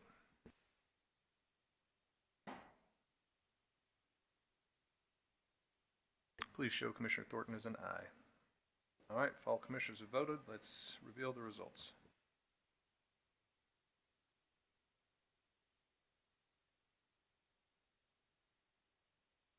We have aye votes from Commissioners Whaley, Clay Bibbs, Caswell, Sugarman, Mills, Ford, Wright, Thornton, Brooks, Lowry, and Bradford. We have 11 aye votes. Thank you. This item passes as amended. Now let's read our add-on item for the evening, item 25A. Item 25A is an add-on item. Item 25A is a resolution urging Mayor Lee Harris to finalize and sign the contract with First Aid Memphis and release critical pre-K funding, sponsored by Commissioner McWright. Thank you. This item was moved by Commissioner Sugarman, seconded by Commissioner Whaley. As this has not been through the proper channels, we do need to suspend the rules to hear this item. We've got a motion by Commissioner Ford to suspend the rules. Second, any objections? All right, hearing none. Second was Commissioner Sugarman. Thank you. All right, Commissioner Wright. Thank you, Mr. Chair, and thank you, commissioners, for allowing us to hear this item. So we heard earlier today from some of the pre-K operators. I thought certainly with, in light of the last resolution that we just passed, in which we were taking care of some payments that the county needed to pay, that it would be appropriate to do so in this case as well, where it does seem like we're coming up on an important deadline for getting this money out to the operators. So this resolution, and thank you to the county attorney's office for their assistance with this, putting this together, but really just encourages the mayor to complete this process so we can keep those pre-K classrooms open. Thank you so much. Thank you, Commissioner Wright. Commissioner Ford.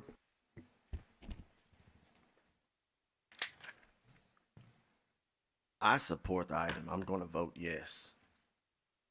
But why do we even need to do this when we voted on a budget and this was a budgeted item? We have millions of dollars of budgeted items, and this body had to go out to do an interfund in order to take care of some unfunded items. I have one colleague that says, why don't we take care of things that we're either obligated or responsible for? We did our part. Dr. Thomas, you're still here. I need to ask you a question. Because I'm reading the email and it has something to do with Head Start and this, that, and the other. And I'm over here like, okay, I just want to make sure that what this body voted for June 23rd is not being changed, modified, or not done by the administration. County mayor can only do one of three things. He can either sign, he can veto, or he can not sign and it goes into effect 10 days. The budget was signed, which means everything in that budget on June 23rd, even though they opened it up and I wasn't part of that process, and we're not going to talk about that because that doesn't fit in the scope of 25A. Are you familiar with any correspondence that dealt with Head Start that the county mayor sent that deals with funds probably going to two different places or whatever the case may be? I can read the email if you want me to, because I would be glad to hear from you what you think about what was stated. So let me find the email. It's very close. It stated, just an FYI, this was follow-up questions from Shelby County government regarding First Aid's administration of pre-K programming. It says, from him, just an FYI, as the program moves to funding Head Start, here's the current pre-K expansion numbers, and recall that expansion was the previous focus for years until now. In an event, we've gone from 1,600 expansion seats to now 1,163, just a FYI. I asked prior to what has really changed in the 7.5 years that people were touting their chest saying pre-K is what we need to do and let's do it. But you do know that it took a few commissioners up here to put that addition in that he decided that he did not want to do in his proposed budget. So you heard what I said here. I'm gonna have to get back into the queue because I'm asking if you were familiar with this. Is this true and what are your concerns? Because I support this, but I need to hear from you since you're the head of First Aid. Go ahead. Thank you. Good evening. Dr. Candace Thomas, First Aid Memphis, 1350 Concourse Avenue. I'm not familiar with the email. Mayor Harris has been emailing me different questions for the past month, but I did not get that. I wasn't aware that he sent that to you. So you all remember that every year we talk about expansion in two ways. One, we want to expand the number of seats for the number of children in pre-K. And two, we want to expand how much we allocate per child. So in this fiscal year, as you know and as stated, but I would just want to correct it for the record, with the possibility of supporting bringing Head Start to Memphis and Shelby County under Porter Lee's leadership, we have expanded from 1660. So we ended the last school year at 1,660 seats, more than we projected because we had unspent funds, so we allocated it to open a couple of new classrooms. This school year, we are at 1,923 seats. It does include our support for Head Start, but we expanded by 300 seats.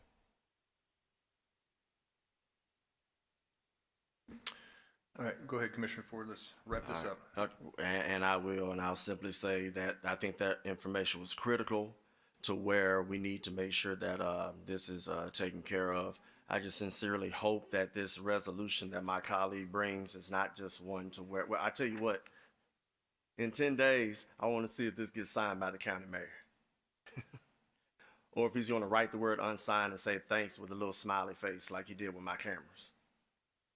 But I'm going to say this. I appreciate the people that came down here. I didn't get a chance to say that. A lot of people have a lot of confidence in you, in your capacity, because not only do you go over there to the city council side and you give them quarterly updates just like you do here, you state where every little dollar and cent is going and you show by district the importance. I'm going to say this last part, and I think it's absolutely disgusting that we are here now and having a resolution like this to where we're in what, month 7? And I think that your organization has had to take lines of credit and some of the kids have already been suffering, and those respective groups that assist, they're like, what are we going to do? I find it also disgusting, and I think it was on purpose, and I'll say it, that you have, and we never got that answer, Commissioner Thornton. You asked, does anybody from the administration want to give us an answer on what's going on here? Let me tell you what happened. You saw it, and a few other people saw it. When that was posed, you had the CAO that ran up out of here. When y'all finished speaking at the well, he came back down here. And Harold Collins wants to be your next mayor, but he doesn't have the audacity or capacity to tell the people what's going on here. Yes, I said it. I'm done, and I've wrapped it up. Thank you. Thank you, Commissioner Ford. Commissioner Thornton. Thank you, Chair. You mentioned the 1660 to 1,923 expanded seats. What was the allocation per child figure? How was that increased or decreased? Thank you. We did put together a handout for you so you can see. So last school year, we allocated 9,063 per child, and this year we're at 9,483 per child. And with the most recent historic budgetary increase and commitment to pre-K, where are we in being able to meet the metrics that is supposed to increase? So I believe it was $2 million committed this past budget cycle. I'm sorry, could you repeat the question? How much was committed this past budget cycle when This past budget cycle, the county committed 11.5 million. So, and that's an increase of how much from the previous? It was a commitment? $2 million increase. So with a $2 million increase, what is the anticipated impact? It's a annual impact that $2 million is supposed to be able to make an impact with, right? Right, so we had a 5-year pre-K for all plan, and it's on the back of your sheet. So by 2030, we wanted to serve a certain number of children we wanted to serve, I'm sorry, the number is not on here, so I'm gonna be guessing here, but we have a 5-year plan. Let me start over. We have a 5-year plan. This school year, our plan was to expand and open up approximately 15 classrooms for this school year with additional allocation from the city and the county. So those classrooms have been open, as well as the support for the Head Start match. We also have in our 3-year contract, the plan was to increase every single year so we can reach the pre-K for all number. Given the state of things, we're gonna have to come back to you all and talk about whether or not we're gonna see expansion in the future, let alone what's gonna happen this year. But every year we have a budget that we've brought before you to allocate for the number of pre-K seats. And we have done that, and we have consistently shared the same messages. We've been transparent about the dollars and cents from the very beginning. And the document that you have here outlines that. All right, so 15 seconds, and Chair, I'm gonna ask you to get back in queue. So the 5-year plan, does that get us to universal pre-K? It will get us there. Okay, so we're saying that with consistent investments in 5 years, we can reach our figures for the all-in figure. And how much is it in 5 years? It's a $50 million investment. Thank you. I'm back in queue, Chair. Thank you so much. So just for the public, just to hear, we're working towards our goal here, $50 million. And what's the all-in figure that we have? It's 11.5 city and county combined? No, this year, the city and county combined is 20 million. Okay, so when we hear people who consider themselves pre-K champions, let's just acknowledge the fact that there is a $30 million gap that we still need to chase. And so these moments where we're not actually processing the contracts and getting us in position, it's stalling a bigger vision to be able to provide for universal pre-K. So I'm sorry that you're having to deal with that. I mean, we're talking about people's paychecks that are in limbo here. And so has it ever been communicated to you that the freeze that was put on Shelby County, is that one of the reasons why this has happened, or what is the rationale behind us even needing to have this resolution? Unfortunately, we have not been given a clear answer. And I don't see anyone here from finance, but that would be a question that I would like for finance to send to the commission. Is this particular stall of the contract connected at all to the freeze of the freeze that has been placed on the administration? And then if there is someone to the administration, I just have a question about that. I don't see any Milton grants on the agenda. So are we currently still under a freeze, or has that been lifted? I think that there needs to be more transparency, because we're getting constituents who've been earmarked funds and they're trying to figure out where their dollars are. So to Commissioner Lowry, Commissioner Caswell, I'm curious, because I know y'all have some direct allocations, and I've just kind of been watching to see if y'all's folks got their money to show that it actually has gone through, or are we all in the same place? To the chair, if either of those commissioners could speak on your direct allocations. I'm not quite sure. It doesn't just seem to be, the pre-K that is being stalled at this point. A lot of us have contracts that have not been processed. And so if someone from the finance could just tell us what is going on, that we could communicate to our constituents, that would be really, really appreciated. I think in closing, I support what you're doing, and I want to see us get to that $50 million state within the time period. And I want want you to stay. I don't want you to leave, just from being frustrated and working so hard, but seeing these type of stalls. So we have a potential threat to our leadership in position. This is someone who's not a native Memphian that is bringing their expertise from New York to be able to champion this cause. Let's push this through and be serious about our commitment to universal pre-K. Thank you for all that you do. Thank you. All right, thank you, Commissioner Thornton. Seeing no other commissioners in the queue. Point of personal privilege. Yes, sir. I'm sorry. I was not getting back in. My colleague mentioned something. I just need to go ahead and say it. There's a multitude of items. And it's frustrating where you ask for administration. What do? Go out the door. That's happened twice in one meeting. I won't even talk about how many times that's happened. I'm going to simply say this. I support this item. Any entity where we have put it in the budget, if the administration is not taking care of the business, I would recommend you file something in court called a writ of mandamus.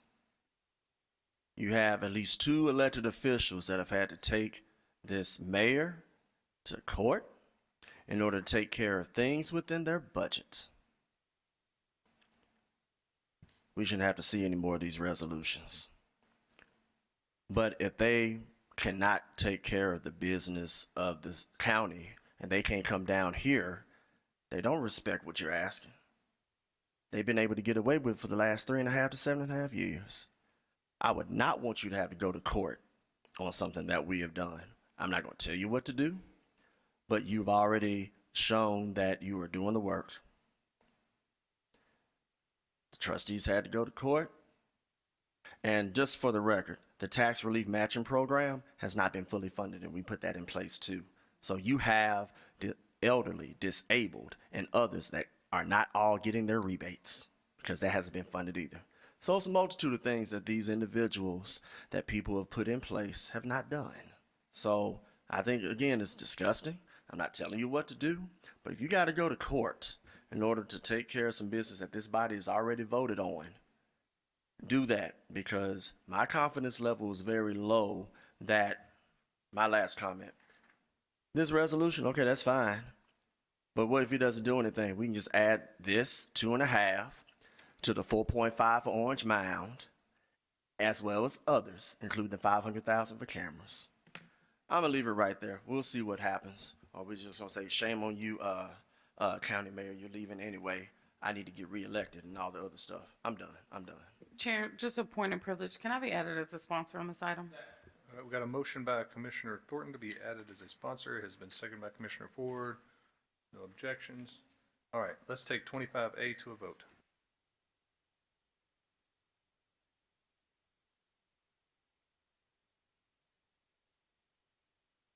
Please show Commissioner Thornton as an aye.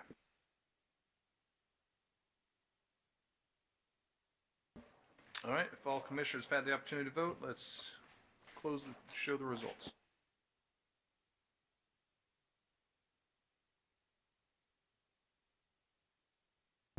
We have aye votes from Commissioners Whaley, Clay Bibbs, Caswell, Sugarman, Mills, Ford, Wright, Thornton, Lowry, and Bradford. We have 10 aye votes. That item passes. All right, commissioners, if anyone has any announcements, that they will get in the queue. Commissioner Caswell. Thank you, Chair. Again, thank you all for the good meeting. Chair, I thought we got out of here by 4:30, so that's on you. Tonight, I just want to say tomorrow I will have our regular stakeholder meeting at 3430 Austin P at the Dwelling Place. We're going to have Colonel Kirkwood with the Memphis Police Department and a number of our pastors praying over District 6. And so we invite you all out from 11:45 to 1:30 p.m. to join us.